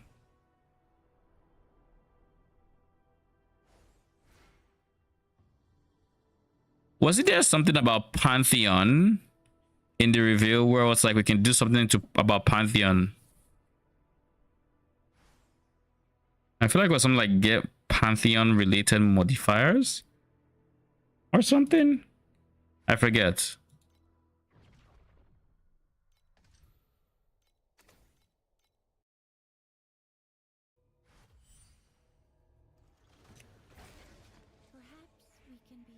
That's a health bar. So one is down. We've witnessed many final moments like that. Some were our friends, some our enemies. Number 2. 3, and then 4 is over there.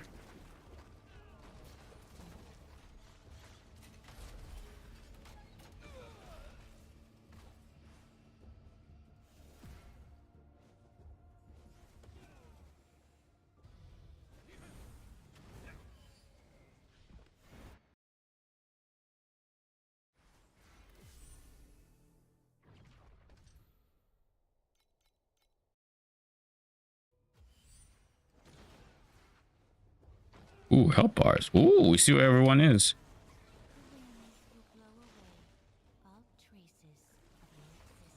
A part of me almost feels like I should lean more into Snowpaper Fragments.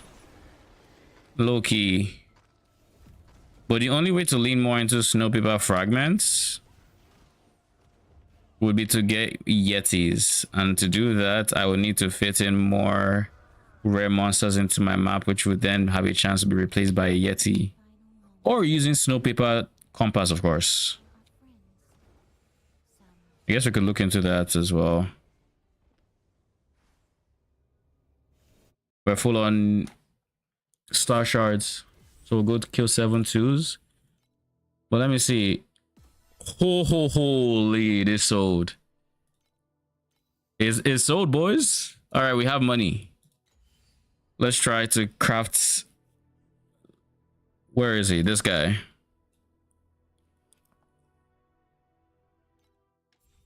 We have money and we have embers.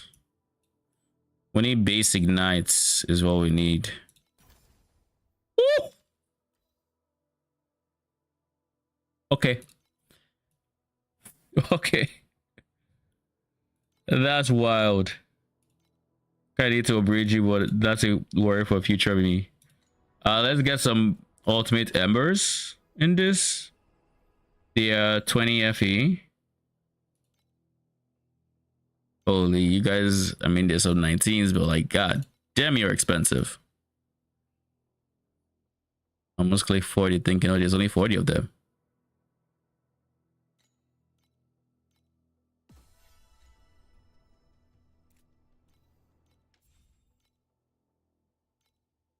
This, I think, has...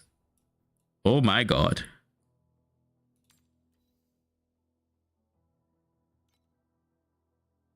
Surely.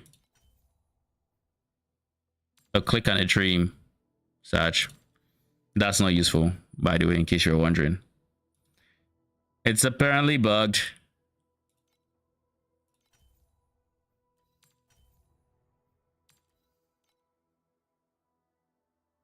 T2 crit strike rating is honestly not bad. I would rather replace attack cast speed.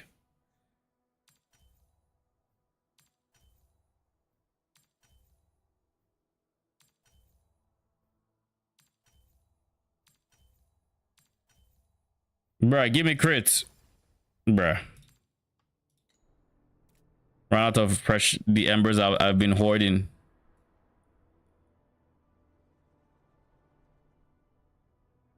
Before we continue,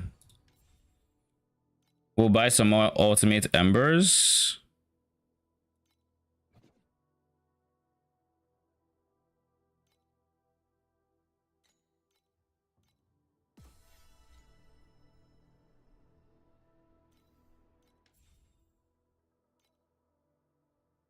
Wrong one.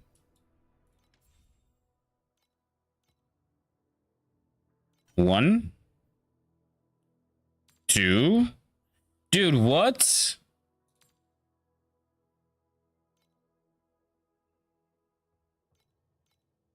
All right, let's try to get T1 Reap, or T2 Reap, rather. Just T2 Reap. That's all I'm asking for. Genuinely all I'm asking for. Genuinely all I'm asking for.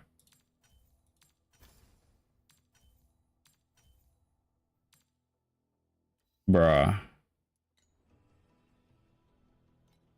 Alright. I see how it is.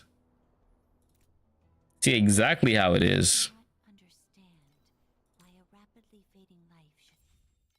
I mean, I can't even complain. I got some insane hits just now, so you know, I can't even be salty.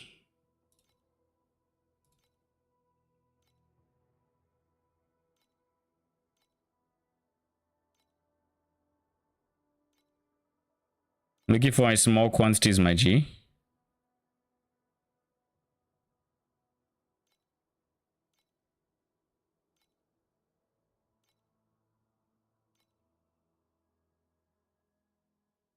There.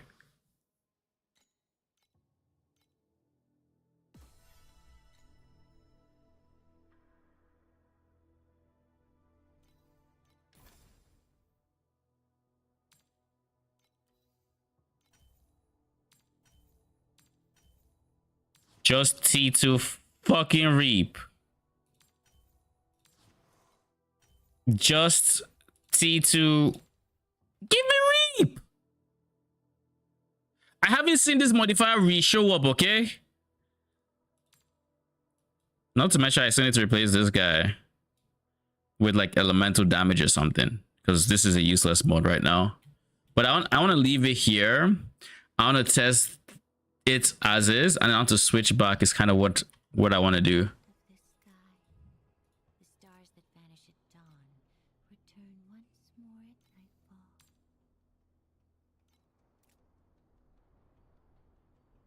Oh yeah, I still need to reroll the energy on those on the item. I have 18 FE in energy for now. Ooh. Okay. Okay. I still need T2 Reap, so you know. We have 94 FE left.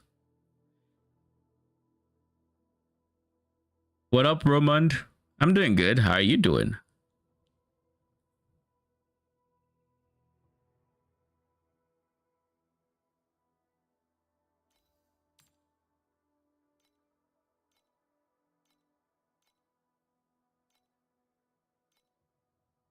I'm looking for a small amount of embers, please. Ooh.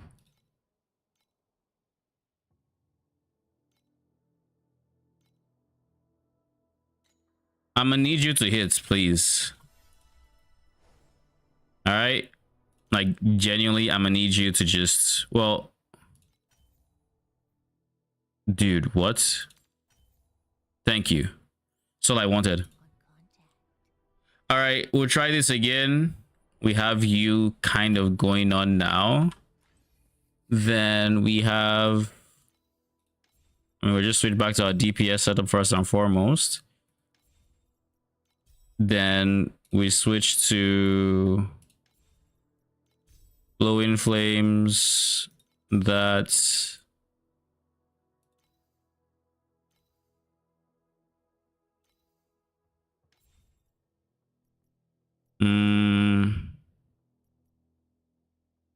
maybe control spell because I have a lot of crits.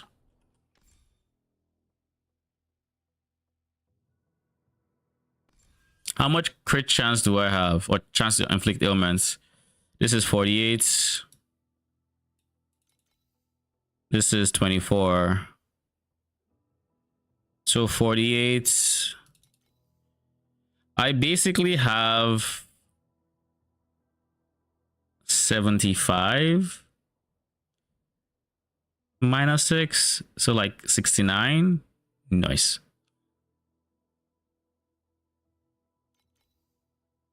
%69 chance to apply ailments, which means we don't have to change too much to get it in there. We just need like 1, 2 maybe. So 24 times 3, 72. Never mind, 72. Where's -3? Yeah. So I just need 28, which is 1, 2,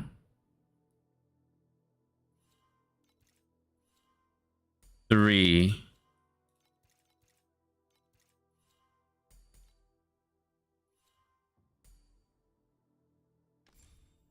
We are creating a breeze that cannot be ignored.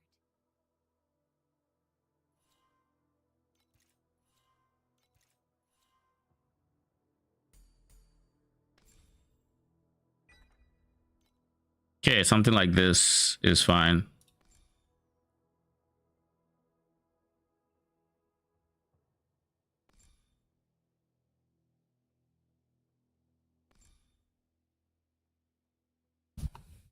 Yeah, we can do something like this for now. Am I missing anything? I feel like I'm still fast. Why am I still fast? I shouldn't be fast. It's you.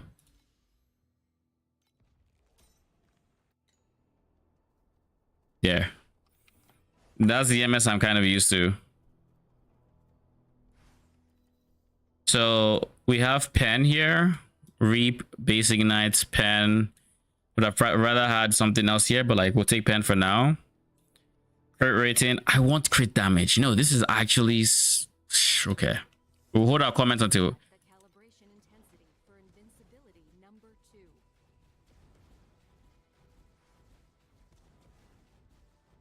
We'll hold our comments. We basically have 2 semi-dead mods. The attack cast speed is not a dead mod per se, but it's not a great mod either, you know? This is way better damage than we had last time we switched to, we tried Ignite. I can't go for an ultimate mod on that spot. I can't. It's just not gonna work. And I'd like to get crit damage. I really would, but I'm broke. So we change this to... let's try erosion damage. It's not going to help, but I just want to confirm that ailment damage enhancement is indeed a dead mod.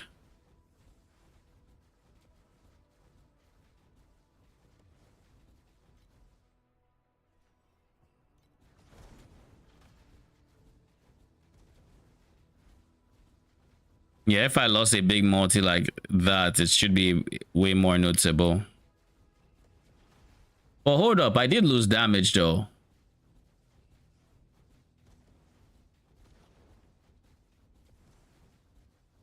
I did lose damage. I was like 1.6 before.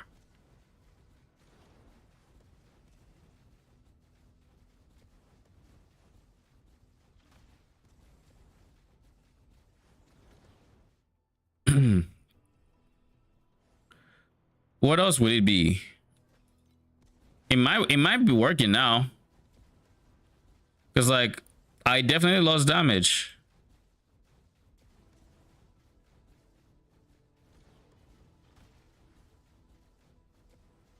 You know, chilling, being pipi, being happy. Didn't spend like 10 hours on Martyr at EPU. Yeah, that would be a relief, 100%. Rigwald's Hunt, in context of what? Rigwald's Hunt's a decent chess piece. If you can fortification stack, it's pretty good, but it's a bit on the harder side to fortification stack on minions. It's Rigwald's Hunt will shine as a, what do you call that thing? As a champion, realistically, and I guess it also has some benefits if you're going like popcorn SRS, you know, where you're scaling minion life, and as such you also get some life from it, so it also help, that would also help it.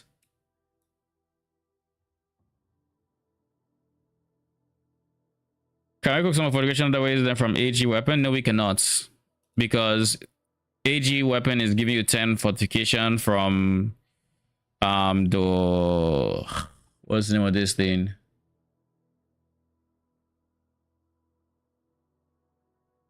Kingmaker. It's give you a 10. That's it. It's not worth having your entire chest piece change because of 10 fortification. If you're going Rigwald's Hunt, you want like 50 fortification, 60. Because otherwise, it's not worth your chest piece slot. It's taking away plus Spectre, it's taking away life, it's taking away reservation efficiency, it's taking away other choices like Dorian, it's taking away some really good chess piece alternatives. Fizz converts, Cloak of Flame. There's so many. The chess is too competitive to take it, to switch it for 10% chance to double damage.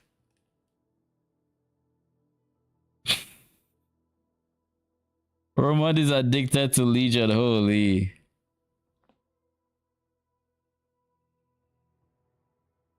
Let me see. It depends on what mod transfers, and just know that for most mods, they seem to be transferring a watered down version. So I think it might transfer the life mod, unfortunately, but if it transfers the double damage mod, it might also just be like 1% chance to double damage per 2 fortification, which halves the efficiency. It could be that. But like at the same time, the only real way you're going to stack fortification is like on a champion. But it does give you more viability if you can use it on like instead on a different chess piece like Chains of Command, you know.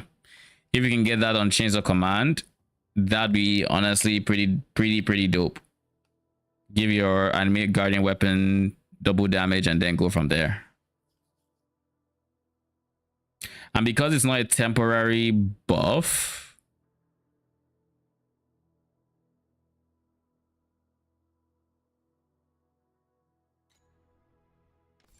let me see something.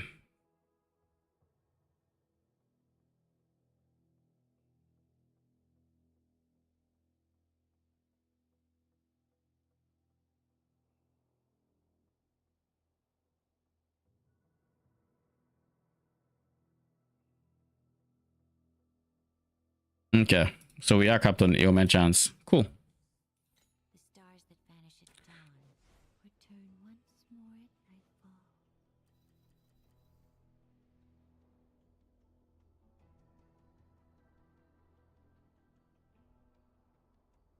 We need this second ultimate mod ASAP. But at the same time, let's clear a T8 map and see how it feels.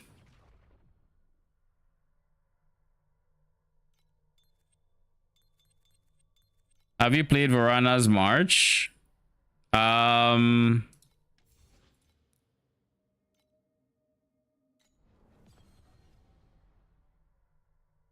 minions where the entire support is based off of the mods on the boots.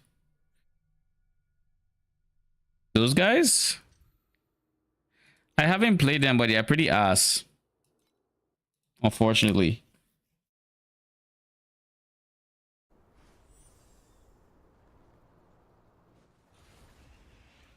Don't worry. That world is not scary. It's just a long, long time of loneliness.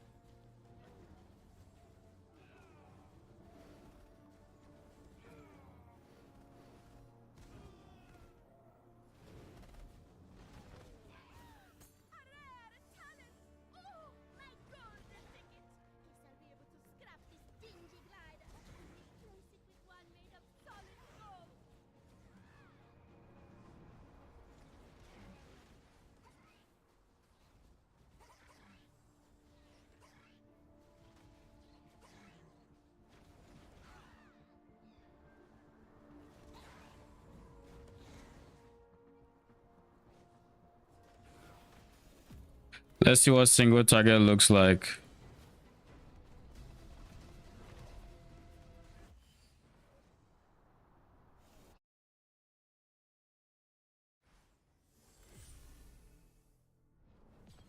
Let's see that again.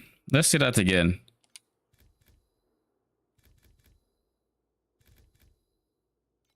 Let's do this. DMs.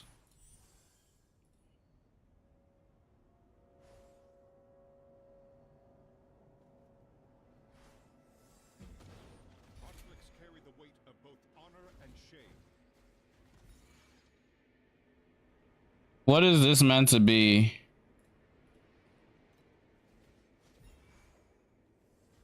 Some of the new Abyss rework items?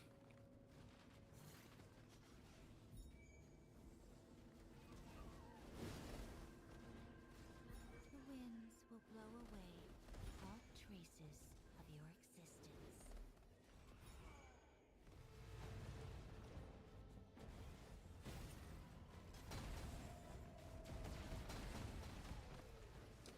Okay, I see where the reap happens whenever there's a boss. There's the big hit from when I apply my ults, i.e. the big explosion. But then there's a much smaller, there's a smaller tick whenever the reap actually occurs, I think.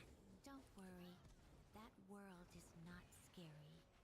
It's just a long, long time of loneliness.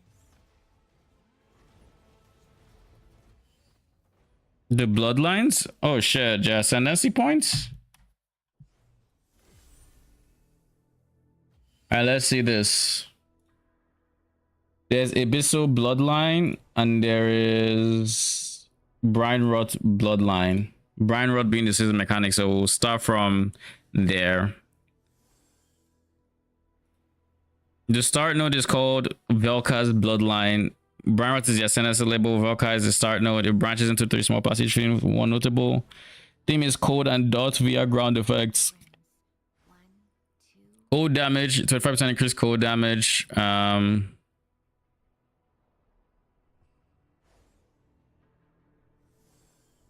Trigger level 20 surging turret when you cast an elemental spell. Drop Brine Ground while moving. The torrent rushes up after a short delay, dealing damage and leaving Brine Ground. Enemies on your Brine Ground take 30% increased lightning and cold ailment effects and have reduced armor and evasion. Allies on it gain phasers, extra cold and lightning. I can see a use case for minions, especially for the ailment effects. Because like bigger shock is bigger shock. Cold minions aren't much of a thing, but I mean bone chill exists, you know. Cold res ailments. Cold res and effect of cold ailments is this small note. 10% cold res, 10%. Okay. Salt and scale. Inflict barnacles on nearby enemies every second. Burn code enemies convert 5% of physical damage to cold and have 5% increased freeze/chill duration. Each instance lasts 30 seconds. Stack it up to 10 times. It's a slow but steady phase defense. It's better for clear though. It takes 10 seconds to fully stack. No, the void is not But depending on who you face, could be worth it. friends there on occasion. And then triggers drowning domain when allocated. 30% of dots taken by enemies inside the drowning domain is stored as brine rot. They lose life equal to the stored amount when they leave the domain. Alright. And then we have Abyssal Bloodline, which is the Abyss side.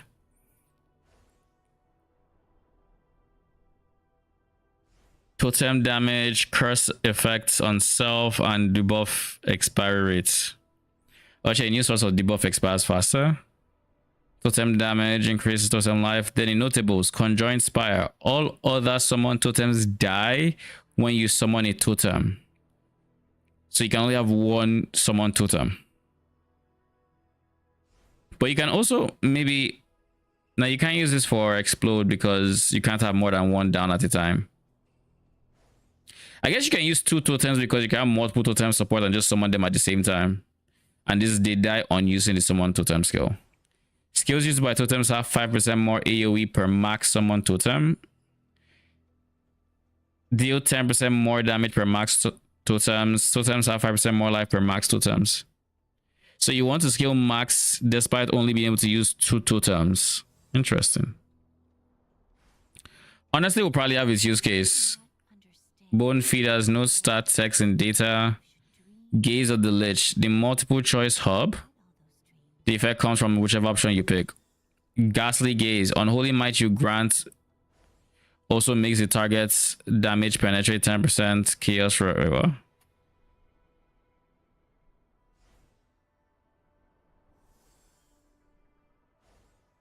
So does this mean if you grant your minions Unholy Might, they would also get this effect?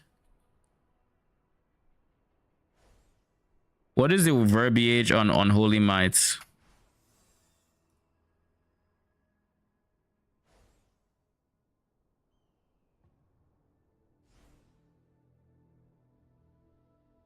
It's just minions have Unholy Might, right? Yeah, it's not really you grant Unholy Might. But let's assume it works that way. That's 10% chaos res pen and 20% increased effect of wither for your minions, which is just really strong. And this wording makes me believe it's meant to work for minions, by the way. Then enemies you maim cannot deal critical strikes. Your maim gives hits against 20%. Your maim gives hits against them 20% more critical strike chance. This is a more, but just 20%. Arcane Surge you grant also grants you 20% of damage taken recouped as mana and increase mana cost efficiency. And then we don't have this one. I think this is cool, and I think this is also kind of cool. Especially seeing as this could also be like a support for Luminary, kind of, technically. Okay. I think there's a use case for both situations, especially when you don't know what that last point is going to be. Even just having 5% on phase converts on the enemy is big. Being able to slowly stack this 10 times means this, I think, is going to be something I might use. Potentially even on Retrofilers, honestly. Because my last point was up in the air. I didn't need defenses because armor was whatever. And I was kind of using...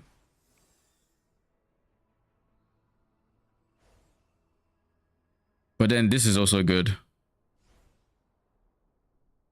But I'm not going to be casting elemental spells, so like it doesn't matter. And they don't do phase damage, like it also doesn't matter. Only thing I'd be doing it is increase lightning element. I think this would honestly be pretty chill. No pun intended. Having Fizz defense is really strong.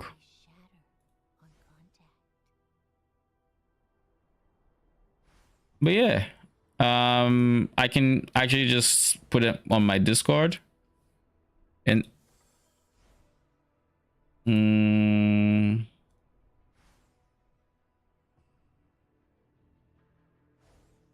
there.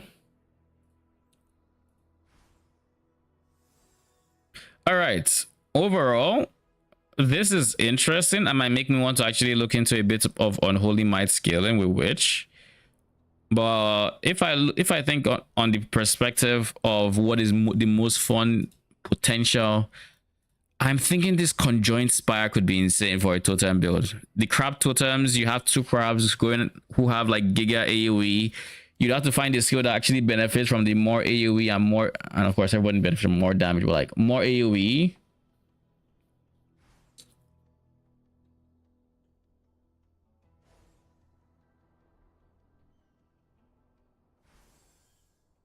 I assume the biggest benefactor of this is going to be Flamewood totems because they benefit from AoE, damage, and life.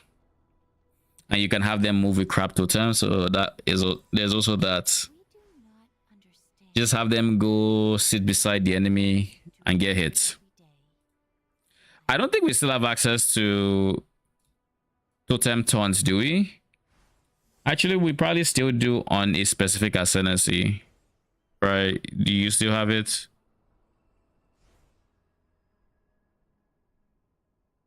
No, you do not.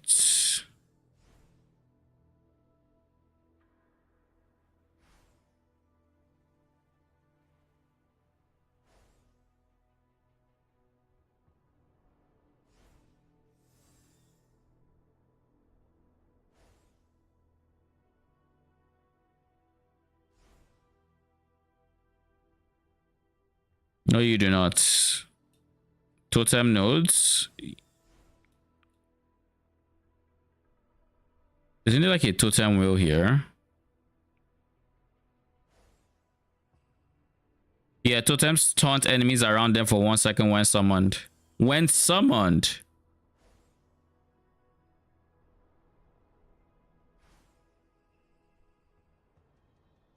Holy. So that wouldn't work with crabs.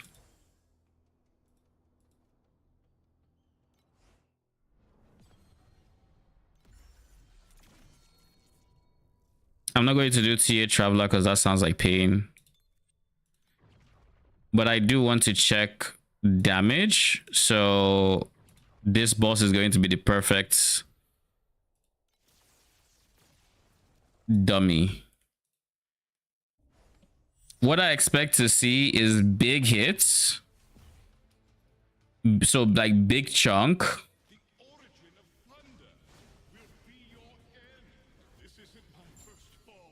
So there's the big chunk, and then there's the dot ticking. And then what I assume is reap going on every so often. But like I'm not entirely sure which of these hits are reap and which ones aren't. It's kind of hard to tell.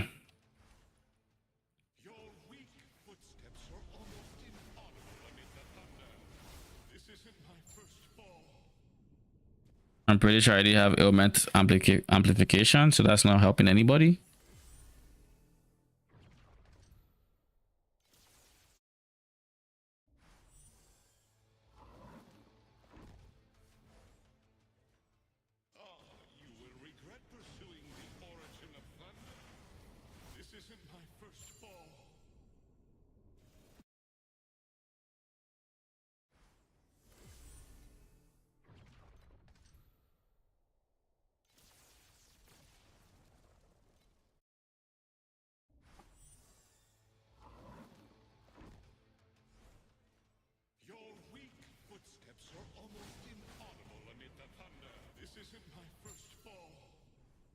Yeah, I'm not sure I can see the reaps unless the reap is only happening on like the cooldown is long enough that my ultimate is back up. But I don't think my ult is back up every second.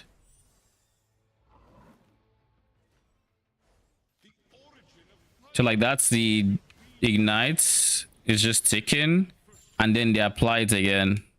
So it almost feels like that big damage is the hit component of it. And then the dot starts ticking or something. Your weak footsteps are almost inaudible amid the thunder. This isn't my first fall. Like, I'm not sure I fully understand what is going on with the ticks. But like, it shouldn't, aside the initial hit damage, if the ignite is actually a force to be reckoned with, it shouldn't just be big tick and then start slowly trailing. So like, Origin of thunder will be your end. This isn't my first fall. or at least it should be dropping to the same degree. Like every second when it takes, it should be a big chunk.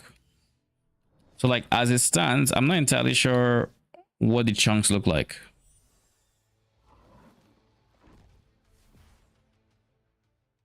The origin of thunder will be your end.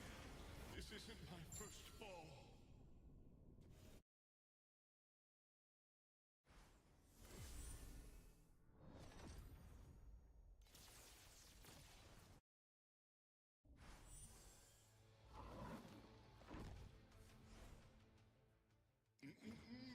Too slow. You can't catch up to her. This isn't my You have to assume there's just, I don't know what it is.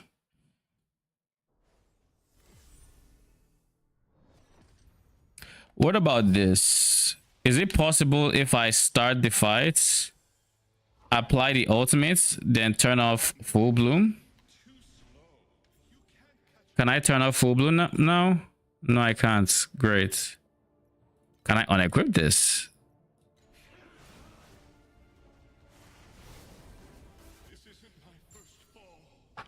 So the ignite was still ticking and ticking well, but they still try an ultimate, so like it didn't matter. That yeah. It looked like it still mattered, but it's hard to tell exactly like what the big damage is and where the tick stand. Because like the tick seems like they're doing decent damage, but like at the same time, it still feels like we get burst whenever the hit lands, even though the support gem gives literally 80% less hit damage to the hit of the skill. You know, that is what feels the most awkward. Also, why is my damage 1 bill? Did I change something? I don't remember if I changed anything or what I changed for that matter.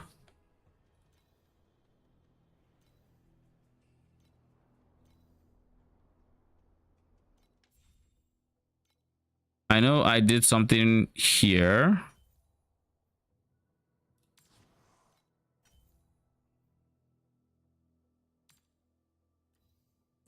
Have many friends. 1, 2. It's enough.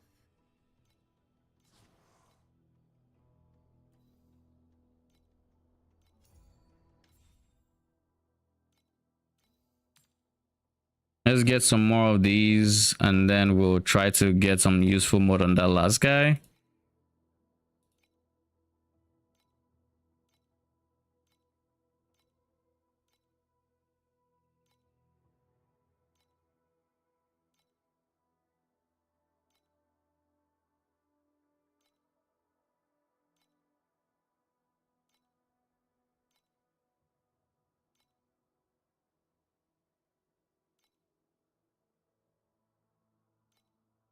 Okay, cool.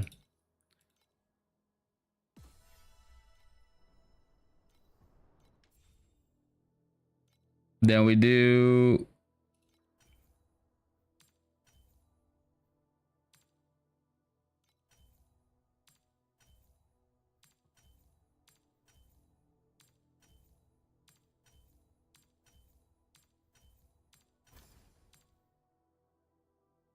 I think it's crazy just how much we're not seeing elemental damage, but that is besides the points. T4 elemental damage is all we could get. Intensity for invincibility number 2. You know what it is? I think having multiplier for using synthetic troops. So I think just not moving might have been what I was feeling.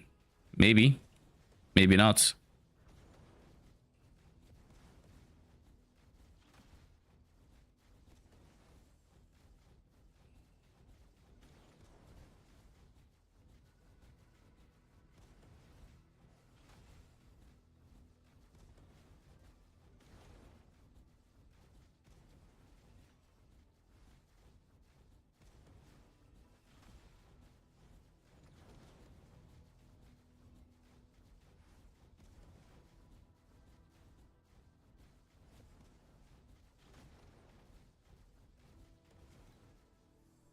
But yeah, I don't fully understand what is going on with the damage ticks. Like it feels like there's something broken somewhere and I don't know what exactly it is. It's like the hit happens like, well, for these guys, you're going to see the Empower skill by itself ticking because it's C7. So like the Empower skill is going to tick quite a bit. When the big hits comes in, it's big, which I expect it to be ish. Not really, but like, you know, it's there. But then you now have a situation where the reaps feel like they don't exist or something. Like I couldn't visually see where the reaps were happening. You know, like that I think is the part that confuses me the most.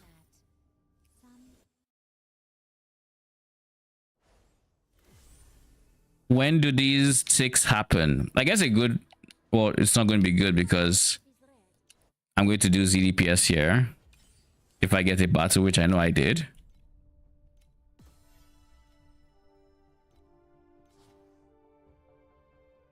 Holy, sun scorched already.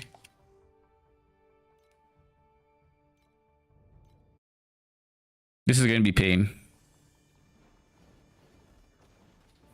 It might actually not be that pain simply because damage uptime is better. Like the Empire aura is stronger and everybody's just taking dots. So like maybe it's not as bad as I think it will be. You know, but yeah, it's not much better either.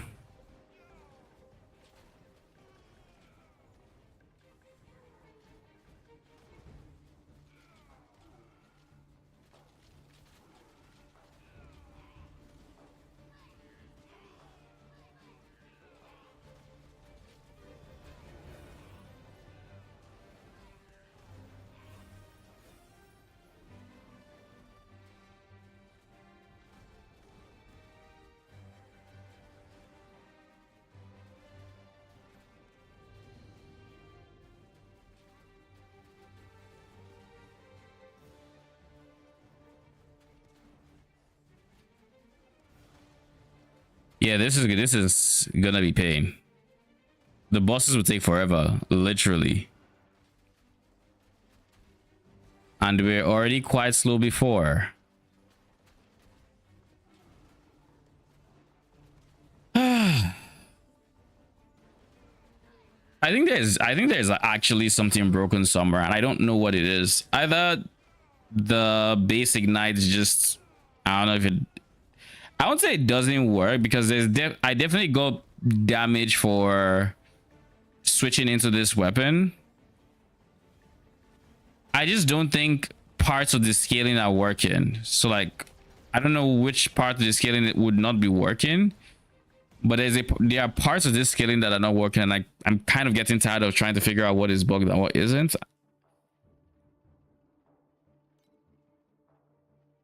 That is not really fun. It's fun figuring out how to make a build tick, not really why it is not doing what it's supposed to be doing. And I get this is a buggy patch, so but like I think even on aside it being a buggy patch, I think ignite on minions tends to be on the buggier side.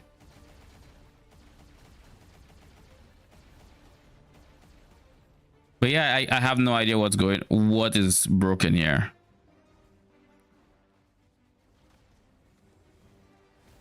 But if the DPS with a priceless weapon is 2T, even if I were to get Vorak's belt right now with the mods I'm looking for, that means my DPS might be like 6T.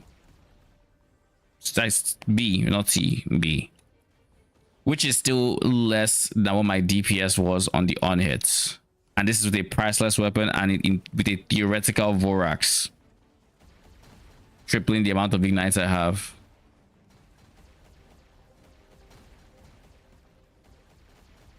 Like, I think there's genuinely something very broken and I don't know what it is.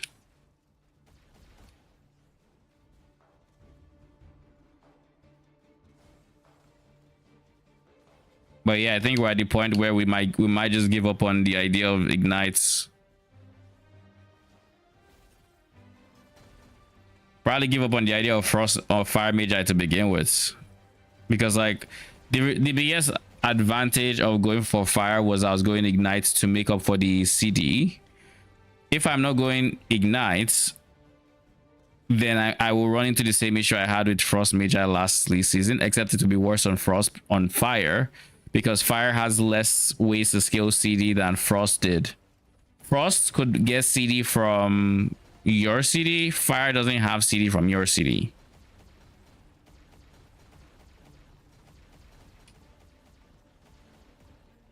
So it will have much worse uptime in that regard, and that just isn't going to feel good.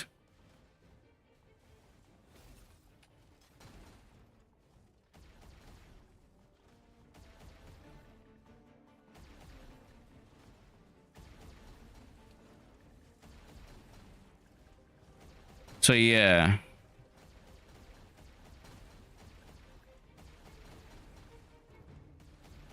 I'll spend some time thinking about what I want to do next. I'll probably stay Iris 1 and I'll probably just go erosion because I still haven't experienced erosion. But I think I might pivot into erosion because there is something broken here and it's not going to get fixed by, you know, more crit multi or more crits.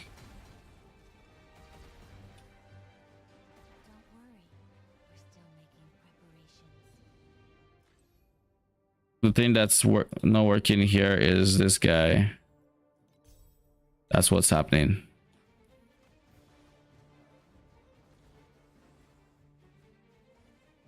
It's using it automatically even when my life is full. I was wondering why I kept wondering why I didn't have charges.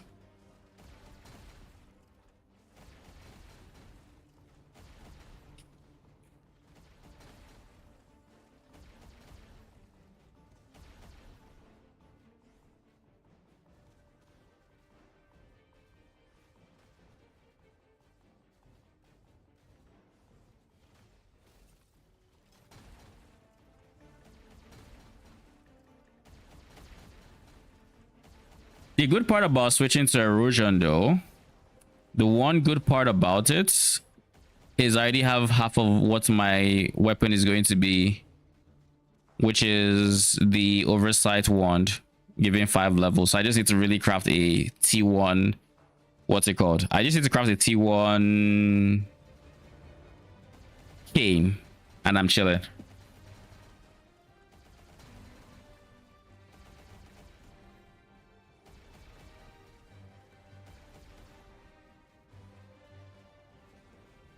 I also have to figure out how I want to scale erosion. I know we're going to go erosion damage, obviously. I know erosion converts phase to erosion. But I1 has access to deterioration coming from... Deterioration comes from nourishment scaling. And I would have to look at if it's worth going origin. Because if I can't origin stack, then I kind of don't want to do... what's your face, erosion magi, but like they're kind of the only choice at this point. None of the others kind of work on Iris 1 as well, because with that one, at the very least, you don't have to worry about ultimate cooldown. You're more worried about spirit magi cooldown, because spirit magi cooldown determines empower uptime. Empower uptime determines ultimate proc rates, and at I think your proc rate is like 1.4 seconds, something like that. So we're going to make the we're probably going to pivot into erosion, which means we'll spend some time farming gear for an erosion swap. Oh yeah, I actually forgot to curse. Sup Hef, how you doing?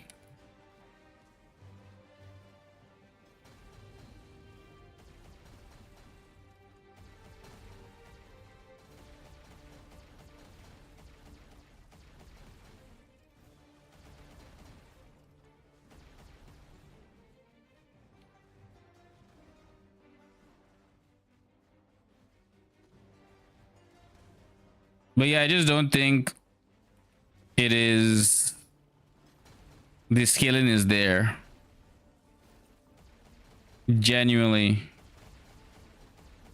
If all the basic knights on a two-handed weapon can't carry the damage, and the reap is, yeah, I don't know if the reap is working. I think that might just be it. I don't know if the reap is working, period. Like, I thought the problem was reap cooldown recovery.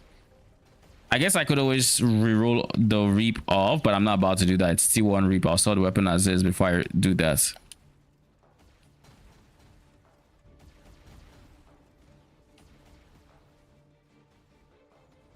Actually, it's not T1 reap. It's T2, but I'm still not going to do that. That's for fucking sure.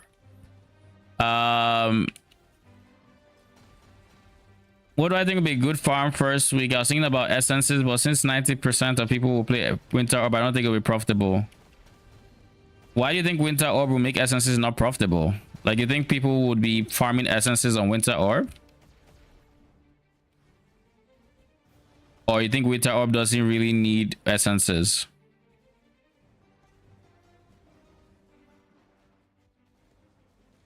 Unique's not crafted weapon? I mean, that is fair. I don't know what the base weapon is for Winter Orb, but I think it will still be profitable. Like essences. I don't see why essences wouldn't be, because there are other things you'd want to craft with it, like ES gear. So like that's already wolves, right? There's you still need like you need other item slots, right? Not just winter the unique weapons. But objectively looking at the season mechanic and state of everything, what do I think would be a good farm? I'll need to remember what's even in there. People will probably want to test out some talisman stuff. So bestiary could be good for bases once you get to like a high enough tier. Aside that,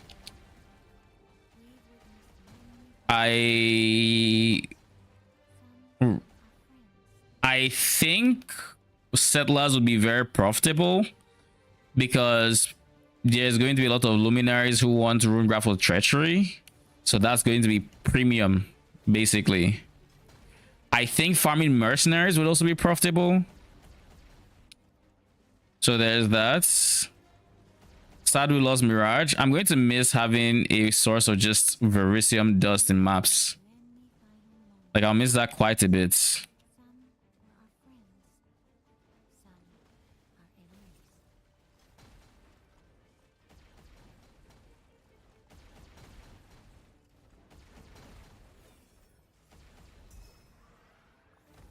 Oh shit.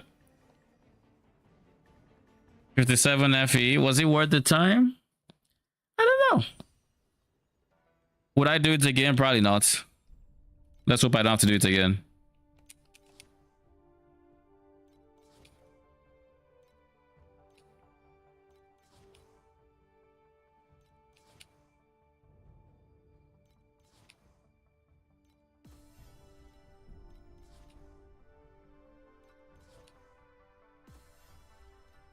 So we got double the sun scorched.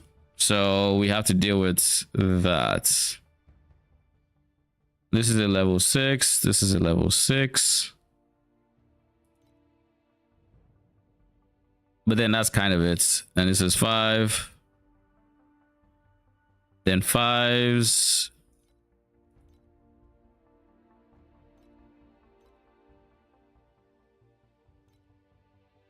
I'll send them all to level 6s. Level.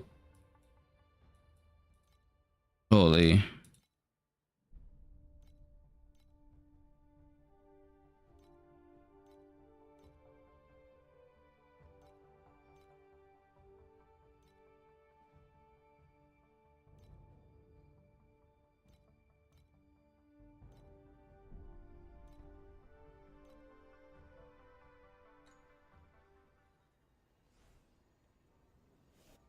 Looks like 3.27 was 2 years ago.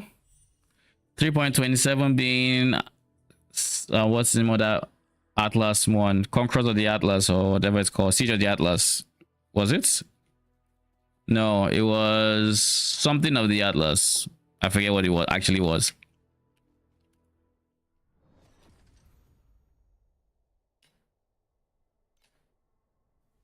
Having chosen between Dumblo and Spectres.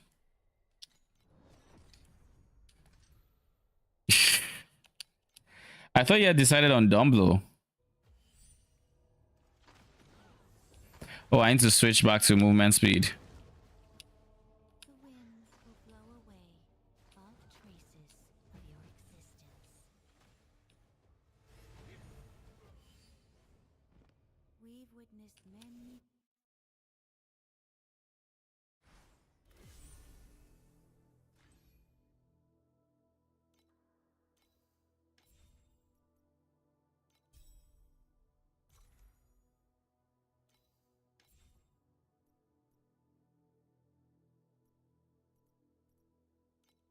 MS there.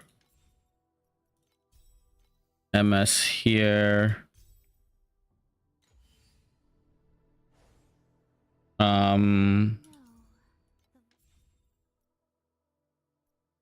Wrong one.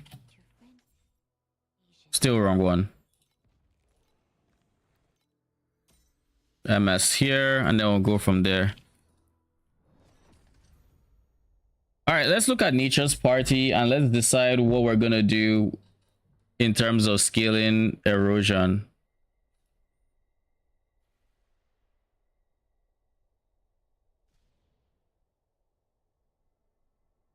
The problem is we're not going to be sharing transfigured gems or whatever they're called with I2, which is not great. Inflicts deterioration on hits. It doesn't have anything else. So nourishment effect literally does nothing, huh?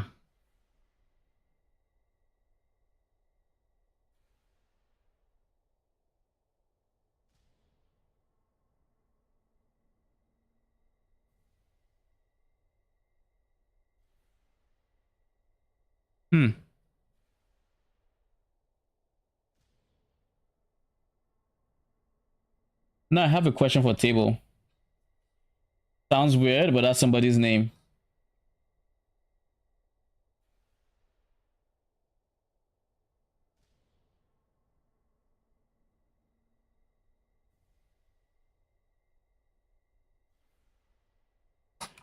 When you have deterioration from Nature's Party,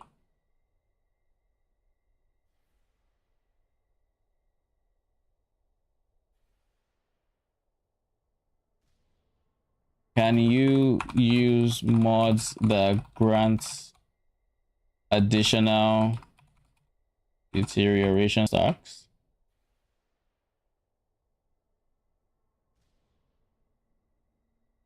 Question mark? All right, I'm back.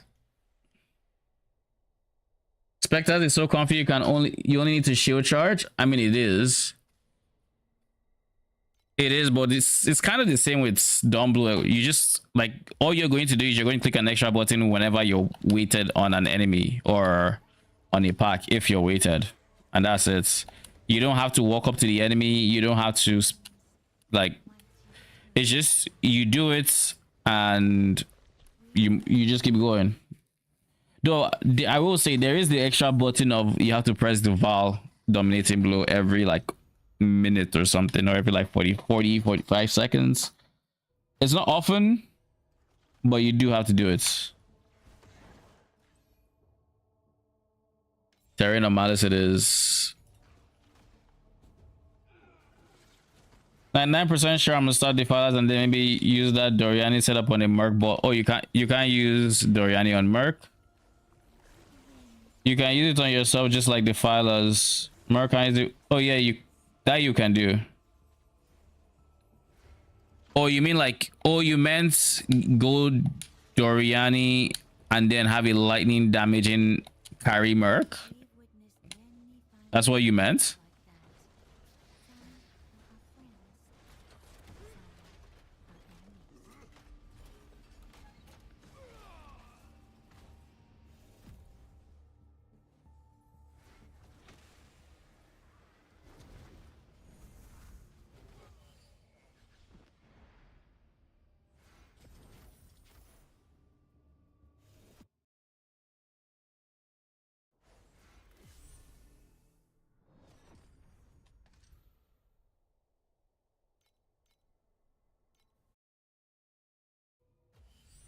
Essences all league were the best mid investment strats straight up printed with them. Essence are always a staple. Like genuinely, there'll always be space for essence crafting, and so long as there's space for essence crafting, I think essences will have money, will have value. The things that might lose value are the things where you can actually use the league mechanic to craft. So like reflective mist, for example, will be cheap at this league because they buffed its drop rates, so it's going to drop more frequently. But not only did they drop the drop rates, they also it should also be usable with the league mechanic, I would imagine. So you'd use one reflective mist to see 4 outcomes. Maybe not actually. The more I think about it, the more it's a 50-50 because unlike other currencies with reflective mist, you typically get 2 items out instead of 1. So maybe to drop 2 items, the item you picked and the reflected version, maybe. It's one of those things we'll have to see.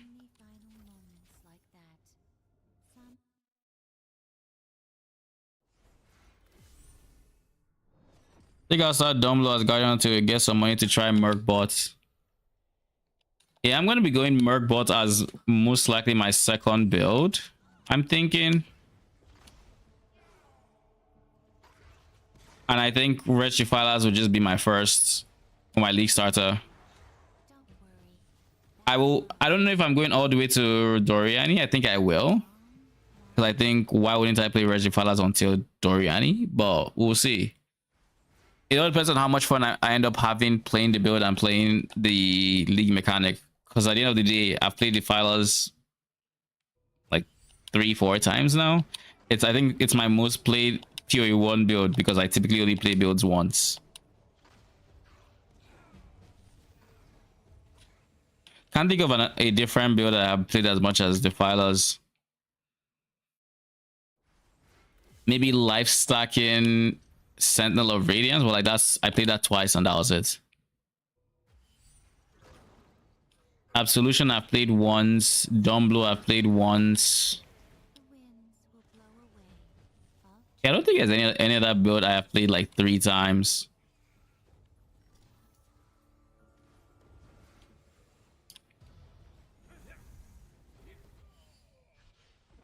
We've witnessed many fine.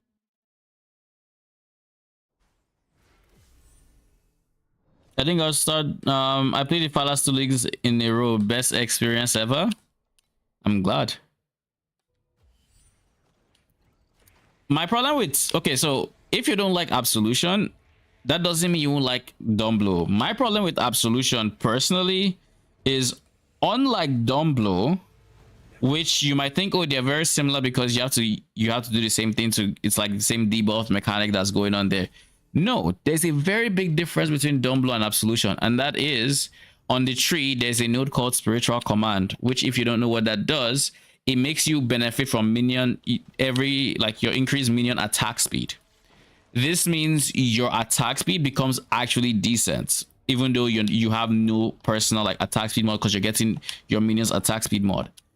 You don't get any such thing for cast speed. We've witnessed many So instead of for absolution, you don't have cast speed unless you build cast speed. So you end up having to go like haste aura because you're just trying to get some cast speed where you can, even if it's not like optimal DPS, to make it just feel slightly better. And I don't like that. I'd rather just be dominating blow and not even worry about like the animation of the attack because you have all your minions at increased attack speed. And you scale quite a bit of increased attack speed. And as a side benefit of the dominating blow, because of that, leap slam feels chef's kiss. It feels so nice. You have so much attack speed that you don't even need like frost blink or anything like that. You just leap slam everywhere.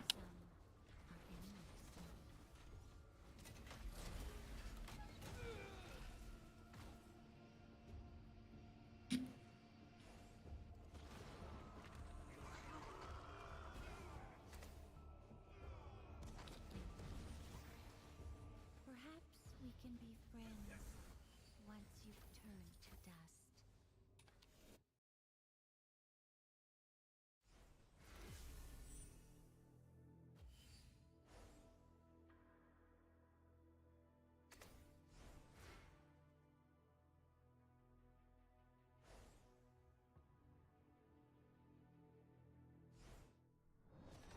Is a good weapon for travel skill. It's very nice with dominating blow. Like I would say early mobility, it definitely beats Regifilers. Like even later on, like you see the attack speed doesn't go anywhere. Now Regifilers, I do think we still get a lot of attack speed scaling on the high budgets. So because of 12 passive clusters and all that. So I think we can still in theory use something similar, but because we don't use a melee weapon, it's not like Dawn Blue where you have to use a melee weapon. On the Defiler J isn't it one, so you can't leap slam. You can shield charge, but you can't leap slam.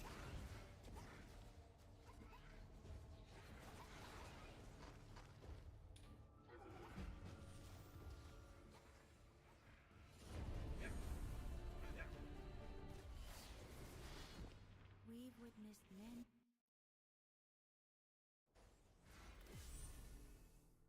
Whirling Blades viable. My Dawn Blow setup should be able to use Whirling Blades. I didn't personally like Whirling Blades because it felt, I mean, I didn't like the fact that you couldn't go over walls and stuff, so you'd still need Frostblink to pair with it. It's technically going to move faster than Leap Slam, but I just use Leap Slam I use that as my traversal skill. It didn't matter if Frostblink, like I didn't need to use Frostblink. Whereas if you use, you know, Whirling Blades, you still have to use Frostblink or getting over walls on bad layouts and stuff like that.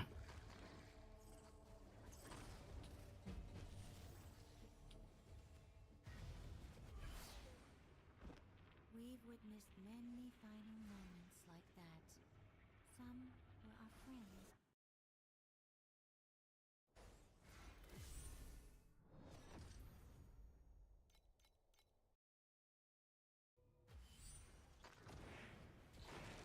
Perhaps we can be friends once you've turned to dust.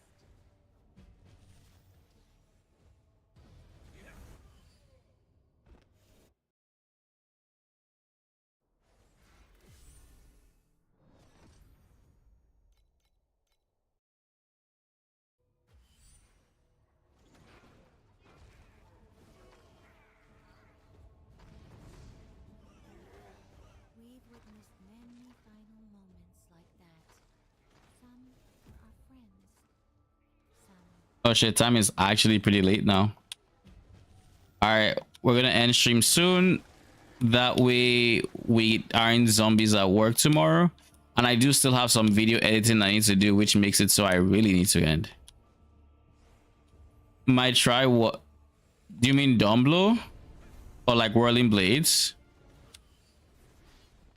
We've witnessed.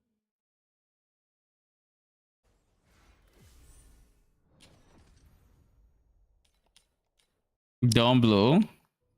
I mean, we knew you might try it. We've known that for like a week, 2 weeks now.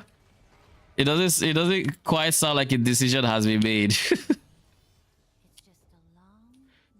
I will say specters are very comfortable, and I would say they're probably one of the easier ones to just, you know, turn your brain off and farm for hours on end because, well, you know, you don't have to press anything. Once you have you, and if you once you get a Doriani set up, things literally just melt.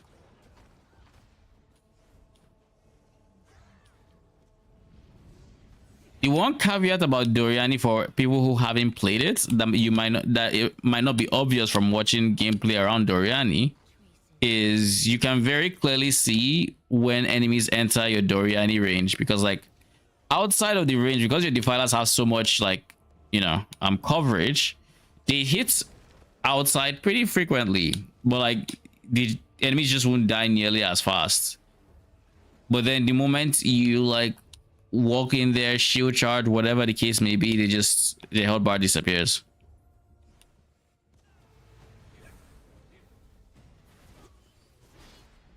We've witnessed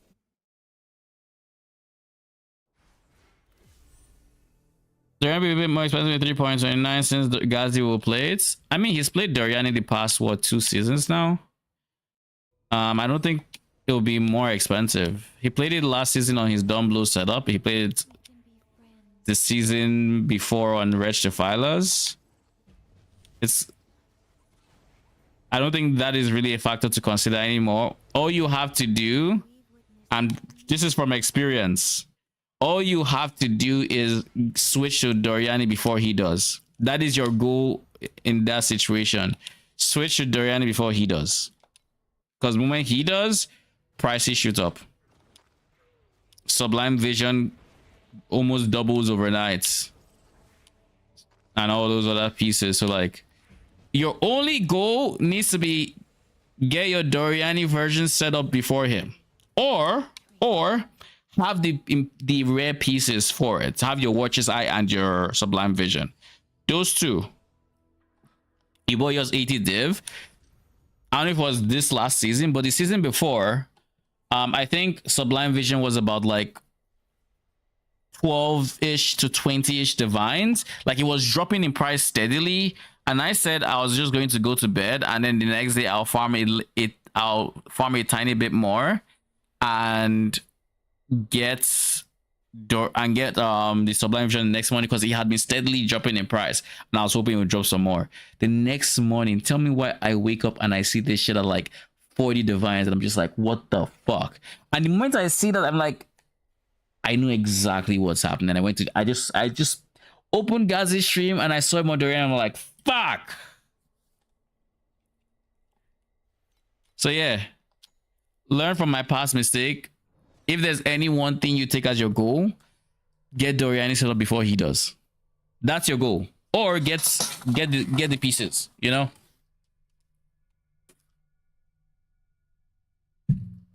I can't decide between Ellie Hit or Spectrum, Deadeye or Flicker, or Ellie Hit Slayer. I don't want to do Legion, Abyss, or Breach. I don't know if Arcane is here. He'll be the better person to answer that question. But let me see. Ellie Hit on the Spectrum, Flicker, Ellie Hit Slayer. Flicker might be on the rougher side now on the high end because of the loss of synthetic synths implicits.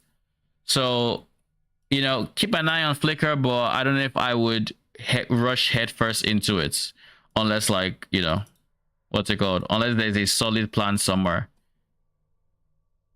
Even Replica Dragons, the big spike on price when he plays it. This season, I'm trying to rush, not rush, but I'm actually going to go for the Eyes of the Great Wolf, because Eyes of the Great Wolf, I think, is going to be good value. Because one thing I didn't notice the first time it came around, and ads are going on now. I can't snooze it. Ads are going on now. I'll wait until it's done and then I'll continue. I have one pet chest to choose from. Which summon should I get aside Anubis? So you already have Anubis, question mark? And if you do and you enjoy Iris, I would recommend Veil. I recommend her. Spirit Veil. Silent Veil. Sprite of the Silent Veil.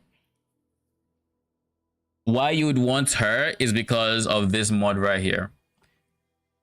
This mod makes it so you have 60 initial growth. This makes it so hitting growth thresholds. Hitting growth thresholds gives you certain benefits, and this makes it easier too. And you can only get growth on a limited amount of different places. So for example, the way you really, let me see if I can find the keyword somewhere, but you really want to get to 500 growth. But anyways, each point in growth is going to give you additional skill area, or every 8 points gives you skill area, and every, what's it called, and physique. But the main reason you'd want it is you get a stage every 100 growth. So, you know, you're on stage 1 by default 100, but you need to get to 500 to hit stage 5. Stage 5 has 50% additional to the multiplier damage. So that's a big boost. And then stage 4, which is 400, has some effects for the empower skill of your Magi that you might really want. I know Fire Magi has one on its empower skill that I would have been scaling for. Erosion. What does erosion have?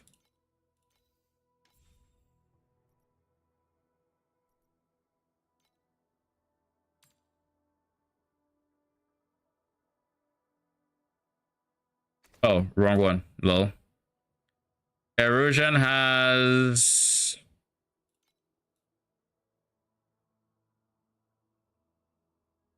additional ultimate damage. So yeah, very big.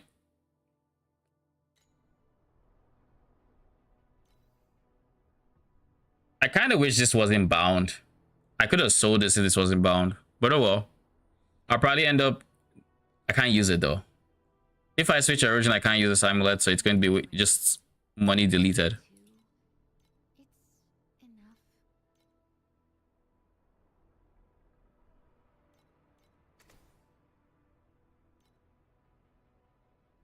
Would have been 700 easy sell. Oh well. All right, ads are done. What was I saying? Eyes of the Great Wolf. So the reason I think this, the thing I overlooked the very first time I saw this amulet was the fact that it, well, the thing I overlooked is it's an Eyes of the Great Wolf. So what happens is it can roll 2 different modifiers on the implicits. It's not just the +1 max. The +1 max is okay. This is competing with your anoint, so you can't anoint. So you actually have to make changes based off of this. But with the extra modifier, because we have specters, we can have other, you know, other modifiers that are just as good. So as an example, +8 to max code res means we don't have to run Sapphire Flask, which means we can go armor. You know, we can do Granite Flask, which is going to be a lot of armor, a lot of defenses. That could be something to consider as an example, just from what we can see here. Aside that, I assume there'll be other modifiers that would actually matter. So I think it all depends on the other modifiers, because at the end of the day, we're going to have to divine this for 100. And I'm very sure that GGG are going to give us a roll range of like 50 to 100.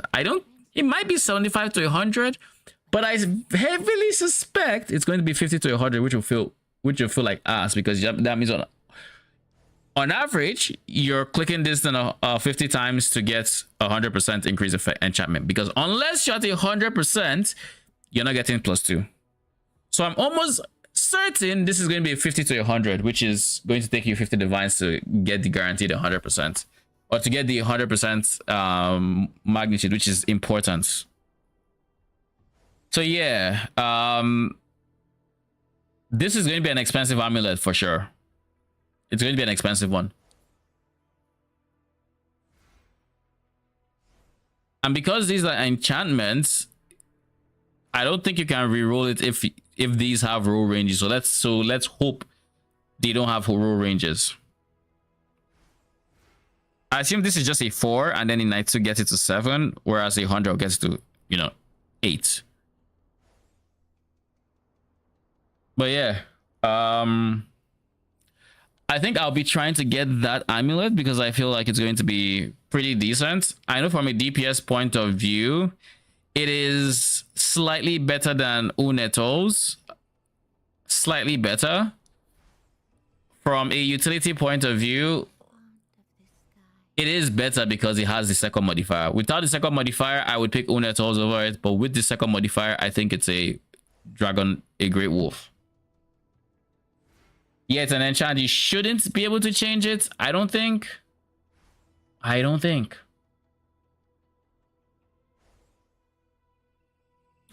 So erosion may just means we're going aura stacking. I think that's what it ultimately means if we choose to go erosion. But I need to go get ready for bed and continue editing my video so I don't actually so I'm not a zombie tomorrow. So I have stuff I need to do, but I will be back tomorrow with my mind made up on what I'm going to do with my TLI character and my guide, of course, because I'll have to put a note saying that, you know, it's a bit on the disappointing side, or it might be bugged, or both. Actually, it's probably just very bugged. But yeah, from last league power, we have lost, I think, just level 1 coin supports. The ones that we have lost, we definitely lost coin supports. We've lost Awakening Gems from 2 seasons ago, so don't forget that.